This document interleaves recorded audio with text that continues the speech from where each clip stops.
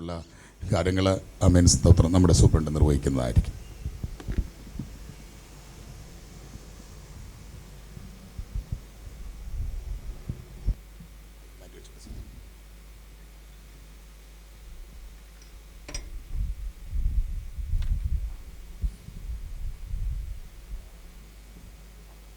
Praise the Lord. Hallelujah.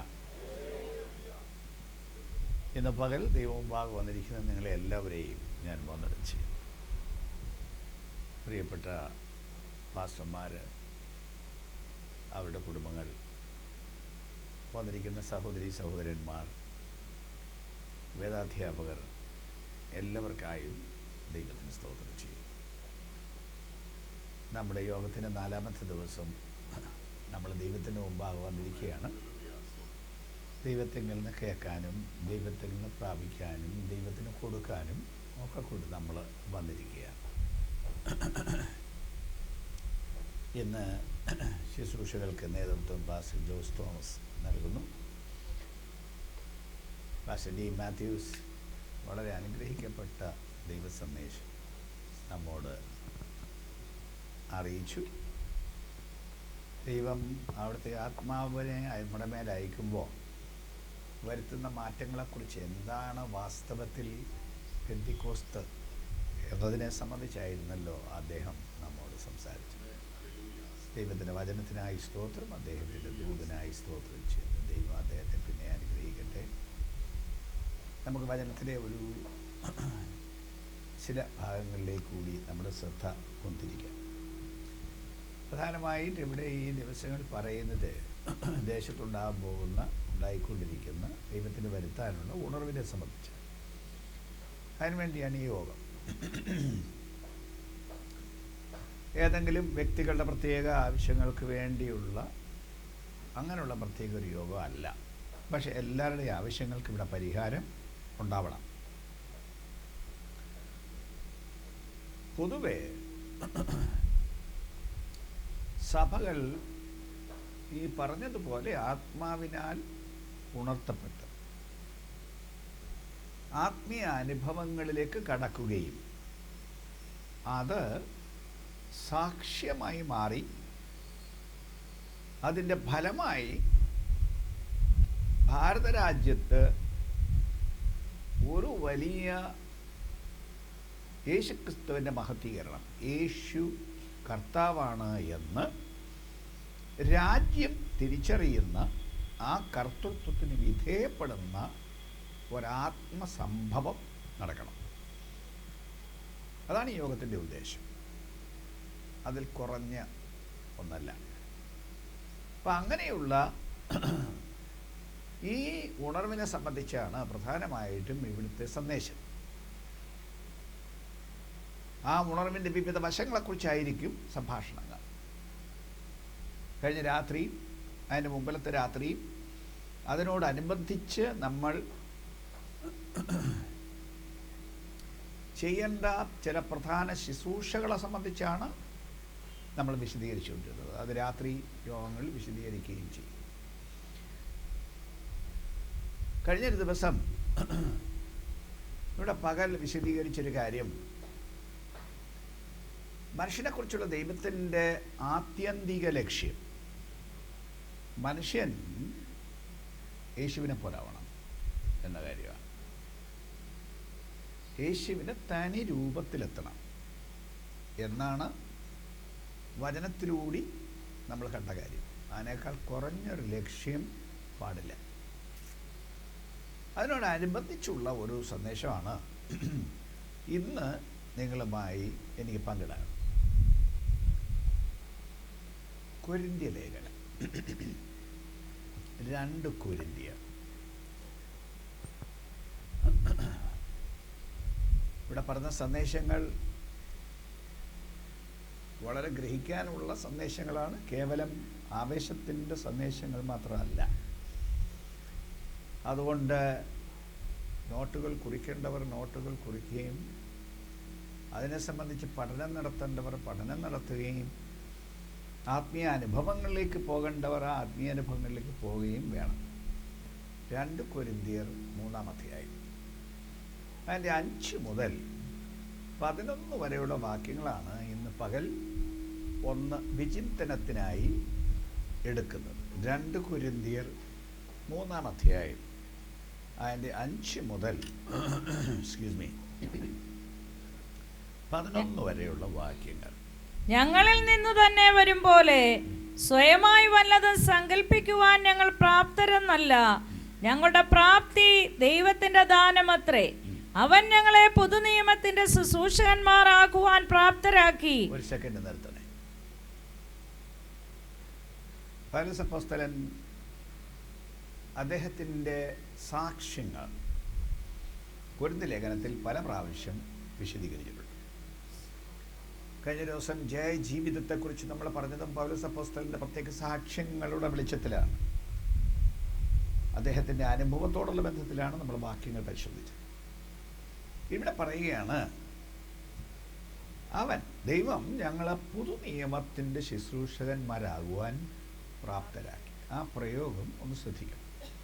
പുതുനിയമത്തിൻ്റെ ശുശ്രൂഷകന്മാരാകുവാൻ പ്രാപ്തരാക്കി. അതെന്താണ് എന്നാണ് തുടർന്ന് വിശദീകരിക്കുന്നത്. വായിച്ചതിന് ശേഷം നമുക്ക് വാക്യങ്ങൾ സൂക്ഷ്മമായി പരിശോധിക്കാം. അക്ഷരത്തിന്റെ ശുശ്രൂഷകന്മാരല്ല, ആത്മാവിന്റെ ശുശ്രൂഷകന്മാരത്രേ. അതിനെക്കുറിച്ചുള്ള വിശദീകരണമാണ്. അക്ഷരത്തിന്റെ ശുശ്രൂഷകന്മാരല്ല, ആത്മാവിന്റെ ശുശ്രൂഷകന്മാരത്രേ. അക്ഷരം കൊല്ലുന്നു, ആത്മാവോ ജീവിപ്പിക്കുന്നു. എന്നാൽ കല്ലിൽ അക്ഷരമായി കൊത്തിയിരുന്ന മരണ ശുശ്രൂഷ നീക്കം വരുന്നതായ മോശയുടെ മുഖ തേജസ് നിമിത്തം ഇസ്രായേൽ മക്കൾക്ക് അവന്റെ മുഖത്ത് നോക്കിക്കൂടാതെ വണ്ണം തേജസ്സുള്ളതായെങ്കിൽ ആത്മാവിന്റെ ശുശ്രൂഷ അധികം തേജസ്സുള്ളതാകയില്ലയോ? ശിക്ഷാവിധിയുടെ ശുശ്രൂഷ തേജസ്സാകുന്നു എങ്കിൽ നീതിയുടെ ശുശ്രൂഷ തേജസ്സേറിയതായിരിക്കും.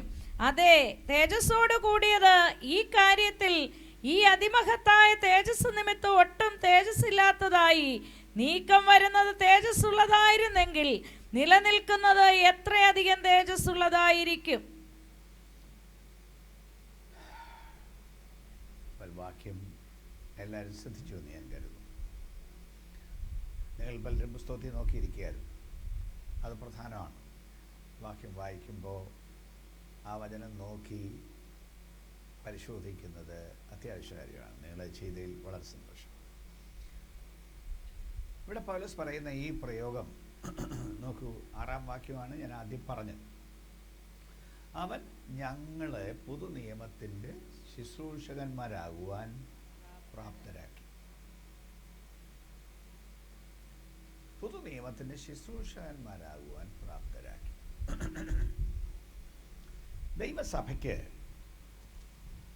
ദൈവം ശുശ്രൂഷകന്മാരെ നിയമിച്ചിരിക്കുന്നു എന്ന് വചനം പറയും. ശരിയാണ്, ദൈവസഭയ്ക്ക് ദൈവം ശുശ്രൂഷകന്മാരെ ആക്കിയിരിക്കും. എഫേസ്യ ലേഖനം 4-ാം അധ്യായത്തിൻ്റെ 11-ാം വാക്യത്തിൽ അവൻ ചിലരെ അപ്പോസ്തലന്മാരായും ചിലരെ പ്രവാചകന്മാരായും ചിലരെ സുവിശേഷകന്മാരായും ചിലരെ ഇടയന്മാരായും ഉപദേഷ്ടാക്കന്മാരായും നിയമിച്ചിരിക്കുന്നു. അങ്ങനെ സഭയ്ക്ക് ശുശ്രൂഷകരെ കൊടുത്തിട്ടുണ്ട്. 5 വിധ ശുശ്രൂഷകളാണ് ഇവിടെ പറഞ്ഞിരിക്കുന്നത്. അപ്പോസ്തലന്മാർ, പ്രവാചകന്മാർ, സുവിശേഷകന്മാർ, ഇടയന്മാർ, ഉപദേഷ്ടാക്കന്മാർ എന്നീ ശുശ്രൂഷകരെ ദൈവം സഭയ്ക്ക് കൊടുത്തിരിക്കുന്നു. എന്നാൽ അവരിൽ മാത്രം ഒതുങ്ങുന്ന ഒരു ശുശ്രൂഷയല്ല പുതിയ നിയമ ശുശ്രൂഷ സമ്പ്രദായം. അവർ സഭയെ ശുശ്രൂഷയ്ക്ക് വേണ്ടി ഒരുക്കാൻ, സജ്ജമാക്കാൻ ദൈവം നിയമിച്ചിട്ടുള്ള മനുഷ്യരാണ്.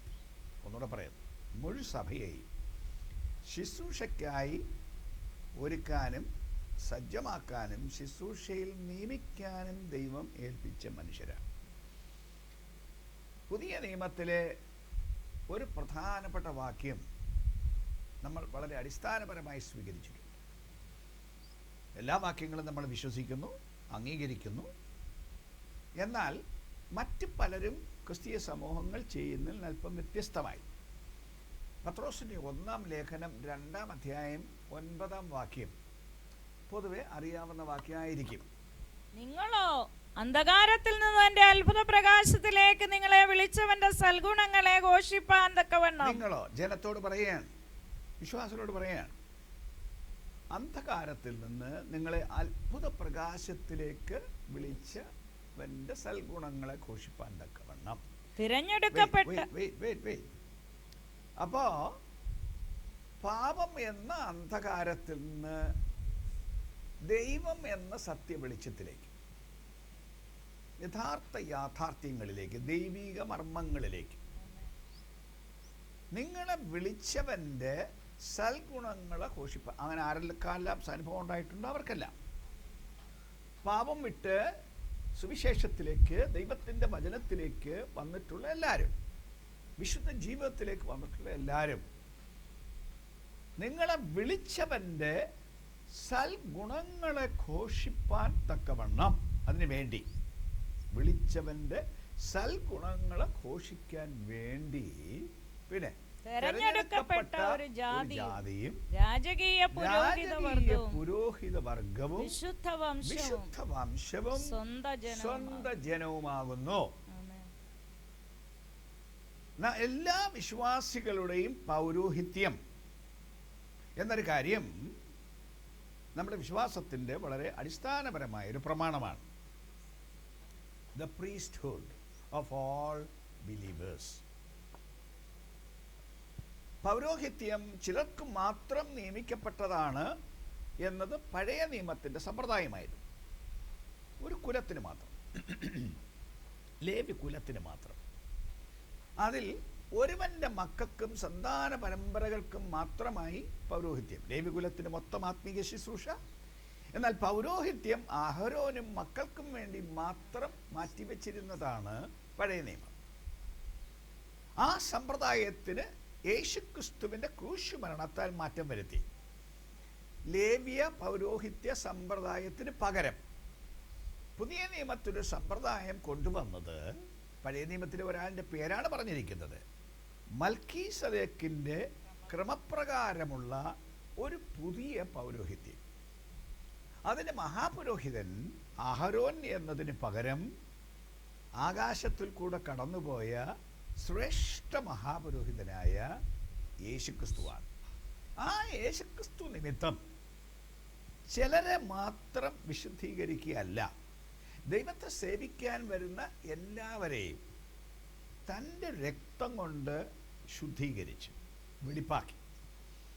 നേരത്തെ പാസ്റ്റർ ഡി മാത്യൂസ് പറഞ്ഞതുപോലെ ചിലർക്ക് ആത്മാവിനെ കൊടുത്ത് ശുശ്രൂഷയ്ക്കാക്കിയതിന് പകരം വാക്തത്വം, ഈ ആത്മാവെന്ന വാക്തത്വം നിങ്ങൾക്കും നിങ്ങളുടെ മക്കൾക്കും നമ്മുടെ ദൈവമായ കർത്താവ് വിളിച്ചു വരുത്തുന്ന ദൂരസ്ഥന്മാരായ ഏവർക്കും നൽകി.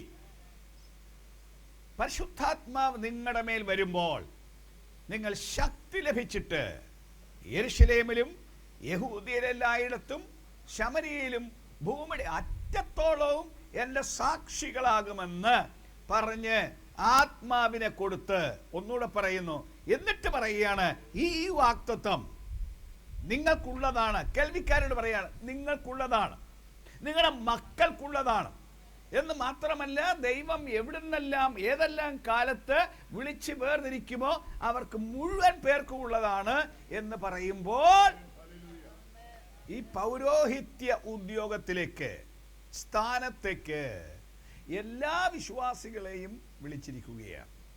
അപ്പം ഇന്ന് ഞാൻ പറയുന്ന സന്ദേശം ശുശ്രൂഷകന്മാർ പ്രത്യേകം ഇല്ലെന്നല്ല, ഉണ്ട്. അത് ഈ പുരോഹിതന്മാരെ അവരുടെ ശുശ്രൂഷയ്ക്ക് വേണ്ടി ഒരുക്കി നിയോഗിച്ച് അവരെ വേലയ്ക്കാക്കാൻ ദൈവം നിയമിച്ച ശുശ്രൂഷകന്മാർ വേറെയുണ്ട്. എന്നാൽ ഈ പൗരോഹിത്യ വേല ദൈവം തൻ്റെ ജനത്തിന് മുഴുവൻ കൊടുത്തിരിക്കുന്നതാണ്. അതുകൊണ്ട് ഇന്ന് പകൽ എൻ്റെ വചനം കേൾക്കുന്ന മുഴുവൻ പേർക്കും ബാധകമായ സന്ദേശമാണ് ഞാൻ പറയുന്നത്. അല്ലാതെ ഒരു കൂട്ടം പാസ്റ്റർമാർക്കോ പ്രവാചകന്മാർക്കോ ശുശ്രൂഷകന്മാർക്കോ മാത്രം ബാധകമായ കാര്യമല്ല. ആമേൻ. അപ്പം നമ്മൾ ചെയ്യേണ്ട ഈ വേലയെക്കുറിച്ചുള്ള വിശദീകരണം ഇവിടെ ശ്രദ്ധിക്കണം. സൂക്ഷ്മമായി കേൾക്കണം. അതിനെക്കുറിച്ച് പൗലോസ് പറയുന്നത്, അവൻ ഞങ്ങളെ പുതുനിയമത്തിന്റെ ശുശ്രൂഷകന്മാരാക്കുവാൻ പ്രാപ്തരാക്കി. ഒന്നുകൂടെ പ്രധാന പ്രയോഗം ശ്രദ്ധിച്ചോണം. പുതുനിയമത്തിന്റെ ശുശ്രൂഷകന്മാരാകുവാൻ പ്രാപ്തരാക്കി എന്ന് പറഞ്ഞാൽ എന്താണ്? നമ്മൾ പൊതുനിയമം എന്ന് പറയുമ്പോൾ പുതിയ നിയമം എന്നാണ് നമ്മൾ പറയുന്നത്. വേദപുസ്തകത്തിൽ 2 ഭാഗം. ഒരു ഭാഗം പഴയ നിയമം, മറ്റേ ഭാഗം പുതിയ നിയമം. ഉൽപ്പത്തി മുതൽ മലാഖി വരെ പഴയ നിയമം, മത്തായി മുതൽ വെളിപ്പാട് വരെ പുതിയ നിയമം. അങ്ങനെയാണ് മനസ്സിലാക്കുന്നത്. യേശുവിൻ്റെ കാലം വരെ പഴയ നിയമകാലം, യേശുവിൻ്റെ കാലം മുതൽ പുതിയ നിയമ കാലം. അങ്ങനെ 2 കാലമായി നമ്മൾ തിരിച്ചിരിക്കുന്നു. ഇതിലേതാണ് ഈ വാക്കുകൊണ്ട് അർത്ഥമാക്കുന്നത്?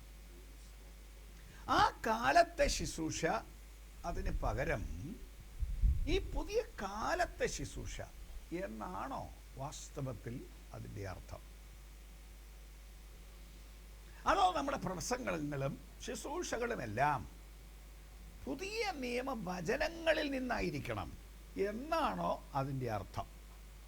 പഴയ നിയമം ഉപയോഗിക്കാതെ അങ്ങനെ കുറേ ശാസ്ത്രങ്ങളൊക്കെ ഇന്നത്തെ കാലത്ത് വ്യാപകമായിട്ടുണ്ട്. പഴയ നിയമം വേണ്ട എന്ന് പറയുന്ന കുറേ പ്രസംഗികളും അങ്ങനെ കുറേ സംഘങ്ങളും ഇന്ന് രംഗത്തുണ്ട്. പുതിയ നിയമം മാത്രം മതി, പഴയ നിയമം എല്ലാം പോയി എന്ന് പറയുന്ന ഒരു കൂട്ടം ആളുകളുണ്ട്. അങ്ങനെയാണ് അവരുടെ അഭിപ്രായമെങ്കിൽ വാസ്തവത്തിൽ ഈ വലിയ പുസ്തകം ചോദിച്ചുകൊണ്ട് നടക്കേണ്ട കാര്യമുണ്ടോ? പുതിയ നിയമ പുസ്തകം മാത്രം കൊണ്ടു നടന്നാൽ പോരെ? പിന്നെ എന്തിനാണ് അവർ ഈ വലിയ പുസ്തകം കൊണ്ടു നടക്കുന്നത്?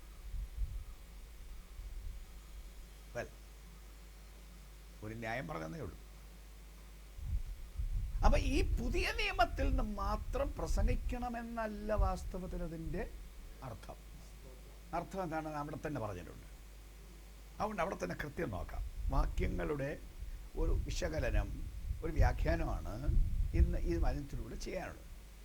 അവൻ ഞങ്ങളെ പുതുനിയമത്തിൻ്റെ ശുശ്രൂഷകന്മാരാകുവാൻ പ്രാപ്തരാക്കി. ആ വാക്യം ഒന്നുകൂടെ നോക്കിക്കോളൂ. പ്രാപ്തരാക്കി, 5-ാം വാക്യം. പക്ഷെ ആ പ്രാപ്തി ഞങ്ങളുടെ സ്വന്തമല്ല. ശുശ്രൂഷ ഞങ്ങളുടെ സ്വന്തം അല്ല. ഞങ്ങളിൽ നിന്ന് വരും പോലെ, അങ്ങനല്ലേ 5-ാം വാക്യം. സ്വയമായി വല്ലത് സങ്കല്പിപ്പാൻ ഞങ്ങൾ പ്രാപ്തരെന്നല്ല, ഞങ്ങളുടെ പ്രാപ്തി ദൈവത്തിൻ്റെ ദാനമത്രേ. ശുശ്രൂഷ ദൈവം തരുന്നതാണ്, അവരവർ കയറി എടുക്കുന്നതല്ല. അങ്ങനെ എടുക്കാൻ പറ്റിയ ഒന്നല്ലത്. ദൈവം തരുന്നതാണ്, ദൈവത്തിങ്കൽ നിന്ന് വാങ്ങേണ്ടതാണ്. കിട്ടിയാലേ ഒക്കെ ഉള്ളൂ. അതാണ് അസൽ ശുശ്രൂഷ. അസൽ ശുശ്രൂഷ എന്താണെന്ന് പിന്നെ പറയാം. അപ്പം അത് ദൈവം തരുന്നതാണ്, ഞങ്ങൾ തന്നെ ചെയ്യുന്നതോ ഉണ്ടാക്കുന്നതോ ആയ കുറേ കാര്യങ്ങൾ അല്ല, ദൈവത്തിൻ്റെതാണ്. പക്ഷെ ദൈവം തരുന്ന ആ ശുശ്രൂഷയ്ക്ക് പറയുന്ന പേര് പുതുനിയമത്തിൻ്റെ ശുശ്രൂഷകന്മാർ എന്നാണ്. എന്നതിന് വ്യാഖ്യാനം എന്താണ്? അടുത്ത വ്യാഖ്യാനം അത് അക്ഷരത്തിൻ്റെ, വായിച്ചേന്നേ, അക്ഷരത്തിന്റെ ശുശ്രൂഷകന്മാരല്ല, ആത്മാവിന്റെ ശുശ്രൂഷകന്മാരത്രേ. അക്ഷരത്തിന്റെ ശുശ്രൂഷകന്മാർ അല്ല, ആത്മാവിന്റെ ശുശ്രൂഷകന്മാർ അത്രേ. വലിയ വ്യത്യാസങ്ങൾ പറയാം. പഴയതും പുതിയതും തമ്മിലുള്ള വ്യത്യാസം പറയാൻ. അക്ഷരത്തിന്റെ ശുശ്രൂഷകന്മാരല്ല, ആത്മാവിന്റെ ശുശ്രൂഷകന്മാരത്രേ. എന്നാലും അർത്ഥം അവിടെ തെളിഞ്ഞില്ല. ഉദ്ദേശിക്കുന്ന അർത്ഥം തെളിഞ്ഞു വരണം. അടുത്ത വാക്യം വായിക്കാം. അക്ഷരം കൊല്ലുന്നു, ആത്മാവോ ജീവിപ്പിക്കുന്നു. അതിലേക്ക് തിരിച്ചു വരാം. അടുത്ത വാക്യം. എന്നാൽ കല്ലിൽ അക്ഷരമായി കൊത്തിയിരുന്ന മരണ ശുശ്രൂഷ, അവിടെ പറയുന്നത് കല്ലിൽ അക്ഷരമായി കൊത്തിയിരുന്ന മരണ ശുശ്രൂഷ. ശ്രദ്ധിക്കണേ, വളരെ പ്രധാനപ്പെട്ട കാര്യമാണ്. കല്ലിൽ അക്ഷരമായി കൊത്തിയിരുന്ന മരണ ശുശ്രൂഷ എന്ന് പറഞ്ഞാൽ എന്താണ്? ഈ കല്ലിൽ അക്ഷരമായി കൊത്തിയിരുന്ന മരണ ശുശ്രൂഷ എന്ന് പറഞ്ഞാൽ ദൈവം തൻ്റെ കൈകൊണ്ട് കല്ലിൽ എഴുതി ഇസ്രായേൽ മക്കൾക്ക് അല്ലെങ്കിൽ മോശയുടെ പക്കൽ ഏൽപ്പിച്ച ശുശ്രൂഷയുണ്ട്. 10 കൽപ്പനകൾ, അങ്ങനെയല്ലേ? അതല്ലേ അതിൻ്റെ തുടക്കം. മിസ്രൈമിൽ നിന്ന് ഇറങ്ങി വിളിച്ചുകൊണ്ട് വന്നെങ്കിലും ജനത്തെ സ്വന്തമാക്കി നിയമം ചെയ്യുന്നത്, ഇവരെ സ്വന്തം ജനമാക്കി ഔദ്യോഗികമായി അവരെ നിങ്ങളെൻ്റെ ജനം, ഞാൻ നിങ്ങളുടെ ദൈവം എന്ന് പറഞ്ഞൊരു നിയമത്തിലേക്കും ഉഭയസമ്മതത്തിലേക്കും പ്രവേശിക്കുന്നത് ഇതിൻ്റെ വെളിച്ചത്തിലാണ്. ദൈവം തൻ്റെ വചനം എഴുതി. ദൈവം എഴുതിയ വചനം പരിശുദ്ധ വചനം. ദൈവം എഴുതിയ വചനത്തിന് കുറവില്ല, അപര്യാപ്തതയില്ല. ഒന്നുകൂടെ പറയുന്നു, ദൈവം എഴുതിയ വചനം അതിപരിശുദ്ധം, തൻ്റെ കൈകൊണ്ട് തന്നെ എഴുതിയ വചനം. ആ വചനം മോശയുടെ കൈ കൊടുത്തു. മോശ അതാണ് കൊണ്ടുവന്ന് ജനത്തെ കേൾപ്പിച്ചത്. തുടക്കം. ബാക്കി മോശയോട് പറഞ്ഞു കൊടുത്ത വിശദമായ വചനങ്ങളുണ്ട്, അത് മോശ തന്നെ എഴുതി. മോശ എഴുതി അതും ജനത്തെ കേൾപ്പിച്ചു. പുറപ്പാട് 24-ാം അധ്യായത്തിൽ അതിനെ സംബന്ധിച്ച് വിശദീകരിച്ചിട്ടുണ്ട്. അപ്പം അങ്ങനെ ആ നിയമത്തിന് ജനത്തിന് കൊടുത്ത് ശുശ്രൂഷ ചെയ്യുക എന്നുള്ളതായിരുന്നു മോശയുടെ ദൗത്യം. ഇവിടെ മോശയുടെ കാര്യമാണ് പറയുന്നത്. താഴെ അത് പറയുന്നുണ്ട്, മോശയുടെ മുഖത്ത് നോക്കി കൂടാതെ വണ്ണം തേജസ് ഉള്ളതായെങ്കിൽ. ആ പഴയ നിയമ ശുശ്രൂഷയുടെ മധ്യസ്ഥൻ മോശയായിരുന്നു. ദൈവം നിയമിച്ചത് മോശയാണ്. ഇസ്രായേൽ ജനത്തിൻ്റെ ഏറ്റവും വന്യനായ മനുഷ്യൻ മോശയായിരുന്നു. സകല ജനവും ബഹുമാനത്തോടെ നോക്കിയത് മോശയായിരുന്നു. അപ്പം ആ മോശയ്ക്ക് ദൈവം കൊടുത്ത ശുശ്രൂഷ വളരെ പവിത്രമായ വലിയ ശുശ്രൂഷയായിരുന്നു. പക്ഷേ ആ ശുശ്രൂഷയുമായി 10 കൽപ്പനയുമായി ജനത്തിൻ്റെ അടുക്കൽ ഇറങ്ങി വരാൻ സ്വല്പം സമയമെടുത്തു. ഈ കൽപ്പന ദൈവം മലയുടെ മുകളിൽ ഇറങ്ങി വന്ന് ഉറക്കം വിളിച്ചു പറഞ്ഞു. ജനം കേക്ക വിളിച്ചു പറഞ്ഞു. എല്ലാവരും കേട്ടു. മോശ വന്ന് പറഞ്ഞപ്പോഴല്ല ആദ്യം അവർ കേൾക്കുന്നത്. ദൈവം അത്യുച്ചത്തിൽ അരുളി ചെയ്ത അരുളപ്പാട് മുഴു ഇസ്രായേൽ ജനവും കേട്ടു. പക്ഷെ 40 ദിവസം എടുത്തിട്ടാണ് മോശ താഴെ വരുന്നത്, പർവ്വതത്തിൽ ഇറങ്ങി വരുന്നത്. താഴ്വരയിലാണ് ജനം. ജനം പർവ്വതത്തിൽ കയറി കൂടായിരുന്നല്ലോ. താഴ്വരയിൽ വന്ന ജനത്തിൻ്റെ അടുക്കൽ ഉള്ള ജനത്തിൻ്റെ അടുക്കൽ മോശ വന്നപ്പോൾ മോശയ്ക്ക് ദേഷ്യം കയറി. എന്താ ദേഷ്യം? ദൈവം കൊടുത്ത കൽപ്പന, ഇവരെല്ലാം കേൾക്ക പറഞ്ഞ കൽപ്പന മോശ ഇറങ്ങി വന്നപ്പോഴത്തേക്ക് ലംഘിച്ചു കഴിഞ്ഞു. ഒന്നാമത്തെ കൽപ്പന, ഏറ്റവും പ്രധാനപ്പെട്ട കൽപ്പന, ഞാനല്ലാതെ അന്യ ദൈവങ്ങൾ നിനക്ക് ഉണ്ടാകരുത്. യാതൊരു വിഗ്രഹത്തെയും ഉണ്ടാക്കരുത്. സ്വർഗത്തിലാകട്ടെ, ഭൂമിയിലാകട്ടെ, ഭൂമിക്ക് കീഴിലാകട്ടെ ഉള്ള യാതൊന്നിൻ്റെയും വിഗ്രഹം ഉണ്ടാക്കരുത്, നമസ്കരിക്കരുത് എന്ന കൽപ്പന ജനൻ ലംഘിച്ചു കഴിഞ്ഞു. ലംഘിച്ചു കഴിഞ്ഞപ്പോൾ താൻ പറയുന്നു, അപ്പൊ താൻ ചെയ്തത് അക്ഷരത്തിൻ്റെ ശുശ്രൂഷയാണ്. ജനത്തിന് കൊണ്ടുകൊടുത്തത് അക്ഷരമാണ്. എന്തക്ഷരം? അക്ഷരത്തിന് പോരായ്മയുണ്ടെന്നല്ല, ദൈവം പറഞ്ഞ അക്ഷരം, പവിത്രമായ വചനം. വചനം എന്ന് പറയാം, അക്ഷരം വചനം എന്ന് പറയാം. ആ വചനമാണ് മോശ ജനത്തിന് കൊടുത്തത്. ആ വചനം കൊണ്ടു കൊടുത്തപ്പോ ശുശ്രൂഷയുടെ തുടക്ക ദിവസം റിസൾട്ട് എന്തായിരുന്നു? അക്ഷരം കൊല്ലുന്നു എന്ന് പറഞ്ഞാൽ, ശുശ്രൂഷ തുടങ്ങുകയും മോശ പറഞ്ഞു, ദൈവത്തിൻ്റെ പക്ഷത്തുള്ളവൻ എൻ്റെ അടുക്ക വരട്ടെ. ഈ കൽപ്പന ലംഘിച്ചവനെ മുഖം നോക്കാതെ, അപ്പനെന്നോ അമ്മയെന്നോ ആണെന്നോ പെണ്ണെന്നോ ചെറുപ്പക്കാരനെന്നോ മക്കളെന്നോ ഒരു വകയും നോക്കാതെ കൽപ്പന ലംഘിച്ചവനെ വെട്ടട്ടെ. 3000 പേരെ കൊന്നിട്ടു. ശുശ്രൂഷയുടെ തുടക്ക ദിവസം.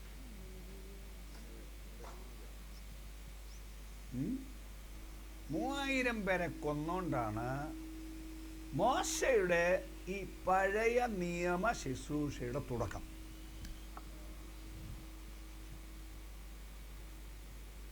അക്ഷരം കൊല്ലുന്നു, ആത്മാവ് ജീവിപ്പിക്കുന്നു എന്ന് പറഞ്ഞാൽ പുതിയ നിയമ ശുശ്രൂഷയുടെ തുടക്കം.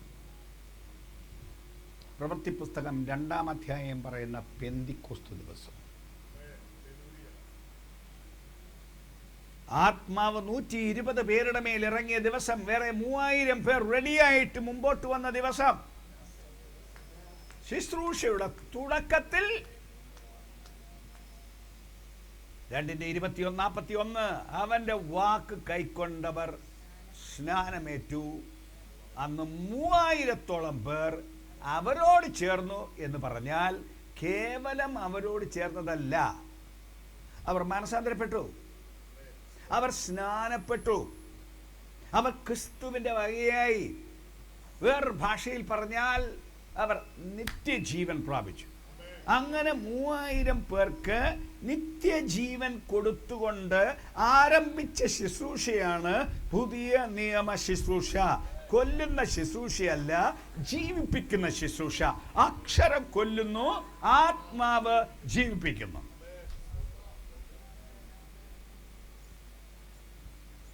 ചിലരുടെ അർത്ഥം തെളിച്ചു പറയണം.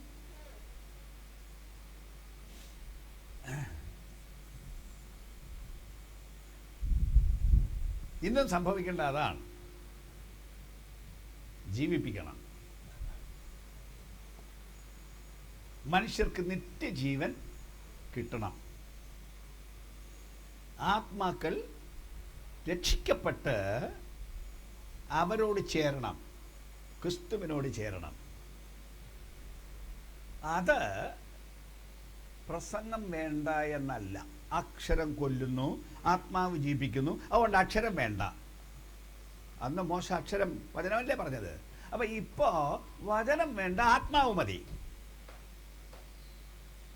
എന്നുള്ള കുറെ ചിന്തക്കാർ, വചനത്തിന് പ്രാധാന്യം കൊടുക്കാത്ത കുറെ ആളുകൾ.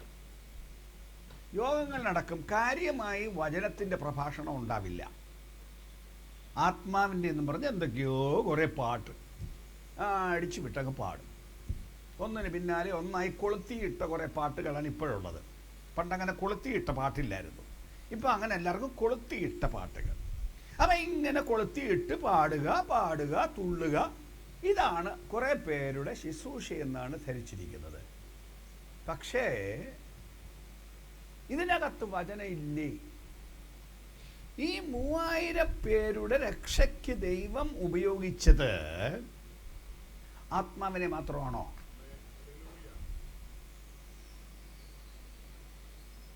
പത്രോസ് എഴുന്നേറ്റ് നിന്ന് പ്രസംഗിച്ചു. ഇവിടെ പറഞ്ഞ പോലെ 14-ാം വാക്യം മുതൽ 36-ാം വാക്യം വരെ പത്രോസിന്റെ പ്രസംഗമാണ്. യേശുവിനെ കുറിച്ചുള്ള പ്രസംഗമാണ്. വിശദമായി പ്രസംഗിക്കുകയാണ്. നേരത്തെ പറഞ്ഞതുപോലെ നിങ്ങൾ ക്രൂശിച്ചു കൊന്ന യേശു, നിങ്ങൾക്ക് തിരിയാതിരുന്ന യേശു, മശിഹ എന്ന് നിങ്ങൾ ഗ്രഹിക്കാതിരുന്ന യേശു, അവനാണ് മശിഹ, അവനാണ് കർത്താവ്. നിങ്ങൾ കൊന്നവനെ ദൈവം ഉയർത്തെഴുന്നേൽപ്പിച്ചു, അവനെ കർത്താവും ക്രിസ്തുവുമായി ദൈവം ഉയർത്തിയിരിക്കുന്നു. അവന്റെ നാമത്തിൽ പാപമോചനമുണ്ടാകും, അവന്റെ നാമത്തിൽ രക്ഷയുണ്ട്, അവന്റെ നാമത്തിൽ വിടുതലുണ്ട്. രക്ഷിക്കപ്പെടുവാൻ ആകാശത്തിന്റെ കീഴിൽ മനുഷ്യരുടെ ഇടയിൽ നൽകപ്പെട്ട വേറൊരു നാമവുമില്ല. നിങ്ങൾ തള്ളിക്കളഞ്ഞവനെ ദൈവം വീടിന്റെ മൂലക്കല്ലാക്കി തീർത്തിരിക്കുന്നു. ഇതിനകത്ത് പ്രസംഗം പ്രധാനമാണ്. വചനത്തിന്റെ പ്രസംഗം പ്രധാനമാണ്. ആ വചനത്തിന്റെ പ്രസംഗത്തിൽ നിന്നാണ് പാപബോധം ഉണ്ടാകേണ്ടത്. അതിൽ നിന്നാണ് ദൈവസത്യം തിരിച്ചറിയേണ്ടത്. ദൈവത്തിന്റെ ആഴങ്ങൾ അതിനകത്താണുള്ളത്. അത് വേണം. പക്ഷേ വെറും വചനം പോരാ. വചനം മാത്രം പോരാ. അതിൻ്റെ കൂടെ ആത്മാവ് വേണം. ആത്മാവ് നിറഞ്ഞ വചനം വേണം. ആത്മാവിൻ്റെ അഭിഷേകത്തിലുള്ള വചനം വേണം. ആത്മാവ് പറയുന്ന വചനം വേണം. അത് ആത്മശക്തിയോടെ കൊടുക്കണം. അങ്ങനെ ആത്മശക്തിയോട് പറയുമ്പോൾ ജനം ചോദിക്കുന്നു, ഞങ്ങൾ എന്ത് ചെയ്യണം? ഹൃദയത്തിൽ കുത്തുകൊണ്ടവരായി ഞങ്ങൾ എന്ത് ചെയ്യണമെന്ന ചോദ്യം പരിശുദ്ധാത്മാവിന്റെ പ്രവൃത്തിയുടെ ഭാഗമാണ്. വേറൊരു വാക്യത്തിലേക്ക് പോവാം. 1 കൊരിന്ത്യർ 2-ാം അധ്യായം, അതിന് 4ഉം 5ഉം വാക്യം. 1 കൊരിന്ത്യൻസ് 2:4-5 വാക്യം. നിങ്ങളുടെ വിശ്വാസത്തിന് മനുഷ്യരുടെ ജ്ഞാനമല്ല, ദൈവത്തിന്റെ ശക്തി തന്നെ ആധാരമായിരിക്കേണ്ടതിന് എന്റെ വചനവും എന്റെ പ്രസംഗവും ജ്ഞാനത്തിന്റെ വശീകരണ വാക്കുകളാലല്ല, ആത്മാവിന്റെയും ശക്തിയുടെയും പ്രദർശനത്താൽ അത്രയായിരുന്നത്. വാക്യം കേട്ടല്ലോ, ഒന്നുകൂടെ സൂക്ഷ്മമായി നോക്കാമോ? നിങ്ങളുടെ വിശ്വാസത്തിന് മനുഷ്യരുടെ ജ്ഞാനമല്ല, ദൈവത്തിന്റെ ശക്തി തന്നെ, ദൈവത്തിന്റെ ശക്തി തന്നെ ആധാരമായിരിക്കേണ്ടതിന് എന്റെ വചനവും എന്റെ പ്രസംഗവും ജ്ഞാനത്തിന്റെ വശീകരണ വാക്കുകൊണ്ട് അല്ല, ആത്മാവിന്റെയും ശക്തിയുടെയും. നല്ല വാചാരമായി കാര്യം അവതരിപ്പിച്ചത് കൊണ്ടല്ല, യുക്തിപൂർവം സംഗതികൾ അവതരിപ്പിച്ചത് കൊണ്ടല്ല. വേണം, ഇതെല്ലാം വേണം. സുവിശേഷം യുക്തിപൂർവം പറയാം എന്ന് വിശ്വസിക്കുന്ന ആളാണ് ഞാൻ. മനുഷ്യന് മനസ്സിലാകുന്ന ഭാഷയിൽ പറയണമെന്ന വിശ്വാസിയാണ് ഞാൻ. ആ വചനം തെളിയിച്ച് പ്രസംഗിക്കണമെന്ന വിശ്വാസിയാണ് ഞാൻ. സുവിശേഷം മൊത്തം യുക്തിക്ക് ചേരുന്നതാണെന്നും യുക്തിക്കെതിരല്ലെന്നും വിശ്വസിക്കുകയും പഠിപ്പിക്കുകയും ചെയ്യുന്നവനാണ് ഞാൻ. പലപ്പോഴും എൻ്റെ പ്രസംഗം കേൾക്കുന്നവരെല്ലാം ഞാൻ പറയുന്നത് വിശ്വസിക്കുന്ന ആളുകളാണെന്ന് വിശ്വസിച്ചുകൊണ്ടല്ല. എൻ്റെ പ്രസംഗം വിശ്വസിക്കാത്ത ആളുകൾ കൂട്ടത്തിലിരിപ്പുണ്ടെന്ന ബോധത്തിലാണ് ഞാൻ പ്രസംഗിക്കുന്നത്.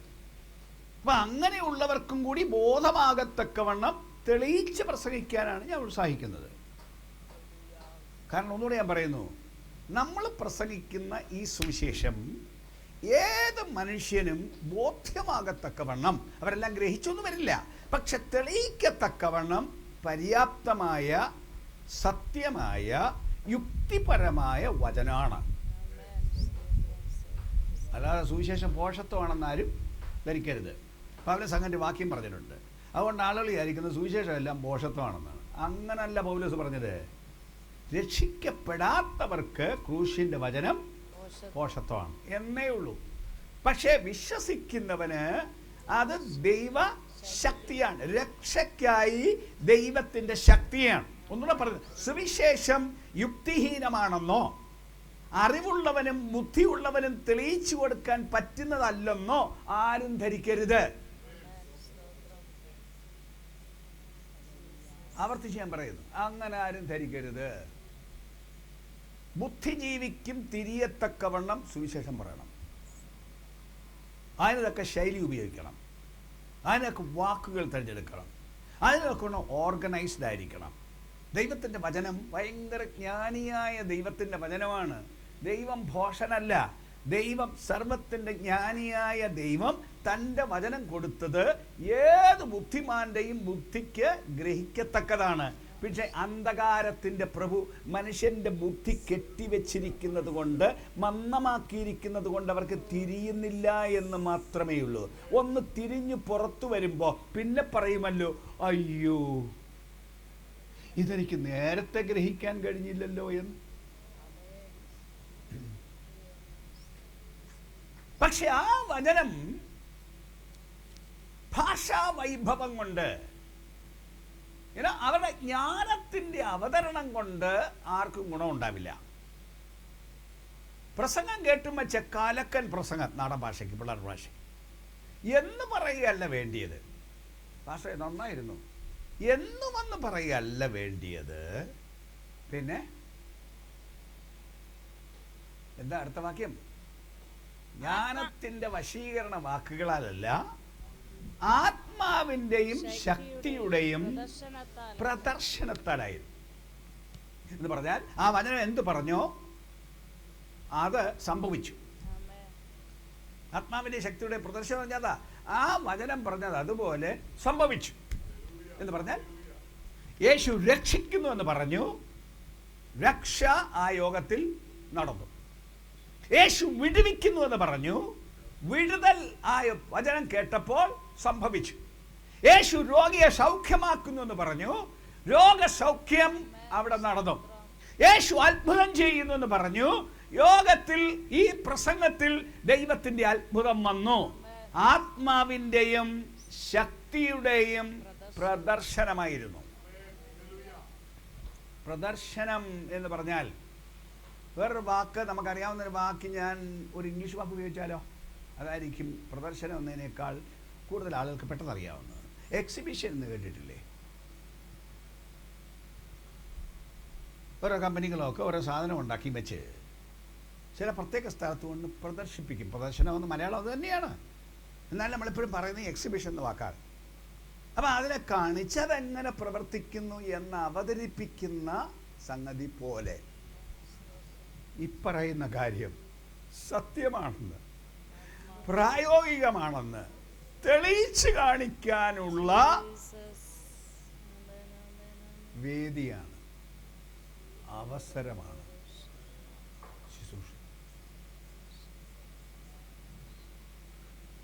വചനം പറയുന്ന സമയം അത് പ്രസംഗമായാലും വ്യക്തിയുടെ വീട്ടിൽ പോയി സുവിശേഷം പറയുന്നതാണെങ്കിലും വഴിയിൽ വെച്ച് ഒരുവനെ കണ്ട് വചനം പറയുന്നതാണെങ്കിലും വണ്ടിയെ പോകുന്ന വഴിക്ക് ഒരാളോട് വചനം പറയുന്നതാണെങ്കിലും അല്ല സ്കൂളിലോ കോളേജിലോ വെച്ച് വചനം ഒന്ന് ഷെയർ ചെയ്യുന്നതാണെങ്കിലും അത് ആത്മാവിൻ്റെയും ശക്തിയുടെയും പ്രദർശനമാണെങ്കിൽ അങ്ങനെയായിരുന്നു അവരുടെ പ്രസംഗം, അതായിരുന്നു അവരുടെ ശുശ്രൂഷ.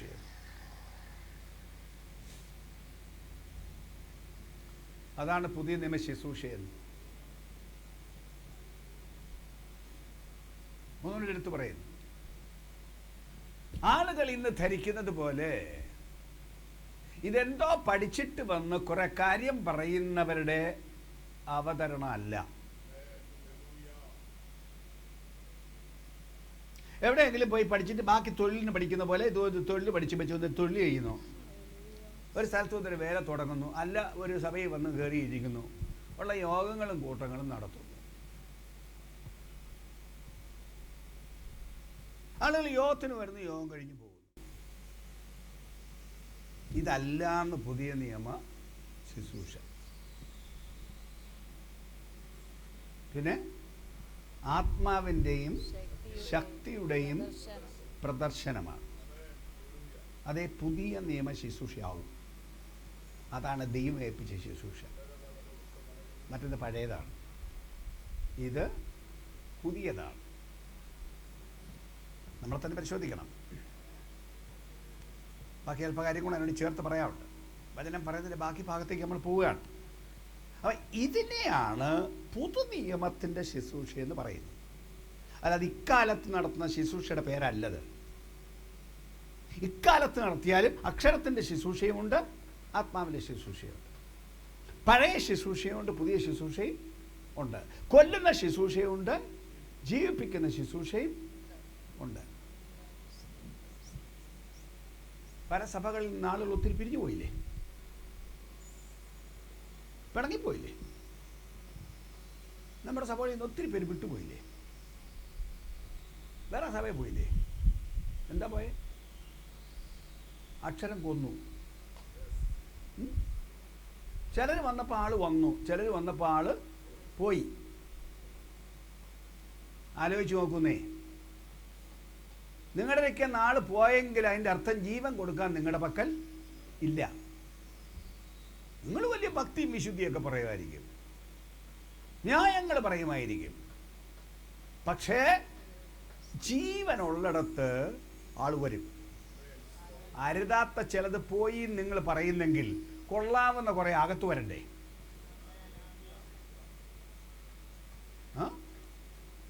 കേടുവരുത്തുന്ന ചിലതിനെ പുറത്താക്കണമെന്ന് നിങ്ങൾ പറയുന്നെങ്കിൽ ഞാൻ സമ്മതിച്ചു തരാം.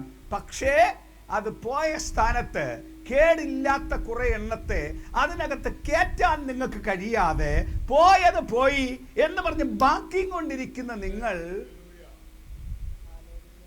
ആത്മീയ ശുശ്രൂഷക്കാരോ? നിങ്ങൾക്ക് ശുശ്രൂഷയുണ്ടോ എന്നാലോചിച്ചു നോക്കൂ. ഞാൻ ഈ വചനത്തിന്റെ വെളിച്ചത്തിൽ പറയുകയാണ്. എൻ്റെ സ്വന്തമായിട്ട് ഒരു വാക്ക് ഞാൻ പറയുന്നില്ല. അക്ഷരം കൊല്ലുന്നു, ആത്മാവ് ജീവിപ്പിക്കുന്നു. ജീവിപ്പിക്കുന്ന ശുശ്രൂഷയാണ് പുതുനിയമത്തിൻ്റെ ശുശ്രൂഷ. ഇനിയും ആ ജീവിപ്പിക്കുന്നു എന്ന് പറയുമ്പോൾ തന്നെ അതിൻ്റെ വലിപ്പം ഒന്ന് ആലോചിച്ച് നോക്കൂ. എത്രത്തോളമാണ് അതിൻ്റെ വലിപ്പം എന്ന് അടുത്ത വാക്യം വായിക്കുക. അക്ഷരം കൊല്ലുന്നു, ആത്മാവ് ജീവിപ്പിക്കുന്നു. ബാക്കി എന്നാൽ കല്ലിൽ അക്ഷരമായി കൊത്തിയിരുന്ന മരണ ശുശ്രൂഷ നീക്കം വരുന്നതായ മോശയുടെ മുഖ തേജസ് നിമിത്തം ഇസ്രായേൽ മക്കൾക്ക് അവന്റെ മുഖത്ത് നോക്കിക്കൂടാതെ വണ്ണം തേജസ് ഉള്ളതായെങ്കിൽ ആത്മാവിന്റെ ശുശ്രൂഷ അധികം തേജസ് ഉള്ളതാകുകയില്ലയോ? പൗലോസ് അപ്പോസ്തലൻ ഒത്തിരി വാക്കുകൾ ഒന്നിച്ചു കൂട്ടിയെന്ന് പറയും. അതുകൊണ്ട് കാര്യം ഗ്രഹിച്ചു കിട്ടാൻ ഒരു വായനയ്ക്ക് ഇച്ചിരി പാടാണ്. അതുകൊണ്ടൊന്നുകൂടെ നിർത്തി പറയാം. മോശയുടെ ആ ശുശ്രൂഷ എന്താ പറഞ്ഞത്? കല്ലിൽ അക്ഷരമായി കൊത്തിയിരുന്ന ശുശ്രൂഷ. അതുകൊണ്ട് മരണമാണ് ഉണ്ടായത്. ആ ശുശ്രൂഷ മോശയുടെ മുഖത്താളുകൾക്ക് നോക്കാൻ മേലാതെ വണ്ണം തേജസ്സുള്ള ശുശ്രൂഷയായിരുന്നു. മോശ മലയുടെ മടക്കിൽ നിന്ന് ഇറങ്ങി വന്നപ്പോൾ അദ്ദേഹത്തെ നോക്കാൻ പറ്റില്ല. നോക്കിയാൽ കണ്ണഞ്ചു. അത്ര ഭയങ്കര തേജസ്. ജനം പറഞ്ഞു, മോശയെ അങ്ങയുടെ മുഖത്ത് നോക്കാൻ ഞങ്ങളെ കൊണ്ട് പറ്റില്ല, അതുകൊണ്ട് അങ്ങനെ ഞങ്ങളിലേക്ക് വരരുത്. മോശ മുഖത്തൊരു മൂടുപടം ഇട്ടുകൊണ്ടാണ് ജനത്തോട് സംസാരിച്ചത്. അപ്പൊ അക്ഷരത്തിന്റെ ശുശ്രൂഷ അത്രയ്ക്ക് തേജസ്സായിരുന്നു. ജനത്തിന് നോക്കാൻ മേലാത്ത തേജസ്സുള്ളതായിരുന്നു അക്ഷരത്തിന്റെ ശുശ്രൂഷ. അപ്പൊ ചോദ്യം, അങ്ങനാണെങ്കിൽ ആത്മാവിന്റെ ശുശ്രൂഷ തേജസ് ഏറിയതായിരിക്കട്ടെ. മോശയുടെ ശുശ്രൂഷയേക്കാൾ മഹത്വമുള്ളതായിരിക്കട്ടെ. ന്യായമായി ചോദിക്കുന്ന ചോദ്യമാണ്. മോശയുടെ മുഖത്ത് നോക്കാൻ മേലാത്ത ശുശ്രൂഷയായിരുന്നു അന്നത്തെ ശുശ്രൂഷയെങ്കിൽ തേജസിന്റെ ശുശ്രൂഷ, ഈ ജീവന്റെ ശുശ്രൂഷ, ജീവൻ കൊടുക്കുന്ന, മറ്റത് കൊല്ലുന്ന ശുശ്രൂഷ, ഇത് ജീവൻ കൊടുക്കുന്ന ശുശ്രൂഷ തേജസ് ഏറിയതായിരിക്കണ്ടേ?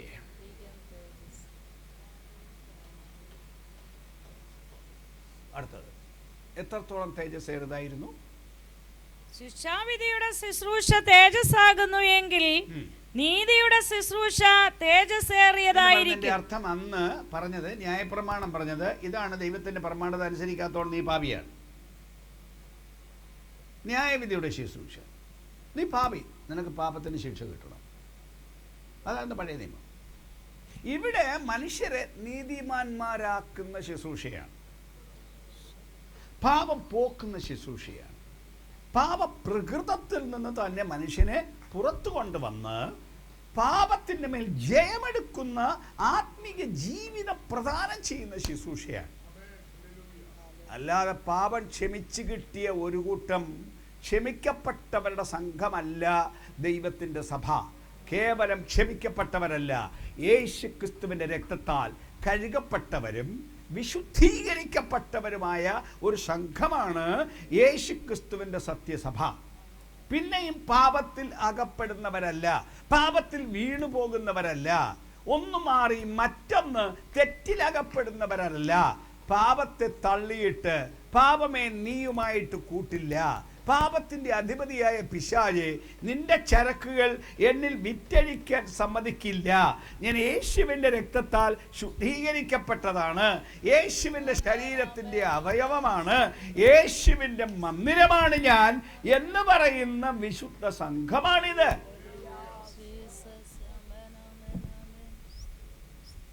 ശിക്ഷാവിധിയുടെ ശുശ്രൂഷ തേജസ്സായിരുന്നെങ്കിൽ ആളുകളെ നീതീകരിക്കുന്ന ശുശ്രൂഷ അധികം തേജസ്സുള്ളതാകയില്ലയോ? എന്ന് ചോദിച്ചിട്ട് അടുത്തത്, അതെ, തേജസ്സോട് കൂടിയത് ഈ കാര്യത്തിൽ ഈ അതിമഹത്തായ തേജസ് നിമിത്തം ഒട്ടും തേജസ്സില്ലാത്തതായി. ഒന്നുകൂടെ കേൾക്കണേ. അതെ, തേജസ്സോട് കൂടിയത്, ഏ? തേജസ്സോട് കൂടിയത് തേജസ്സോട് കൂടിയ ഇക്കാര്യത്തിൽ ഈ അതിമഹത്തായ തേജസ് നിമിത്തം പുതിയ നിയമത്തിന്റെ അതിമഹത്തായ തേജസ് നിമിത്തം ഒട്ടും തേജസ്സില്ലാത്ത, മോശയുടെ ശുശ്രൂഷ ഒട്ടും ഒട്ടും തേജസ് ഇല്ലാത്തതായി. ആമേൻ. എന്ന് പറഞ്ഞാൽ എന്താണ്?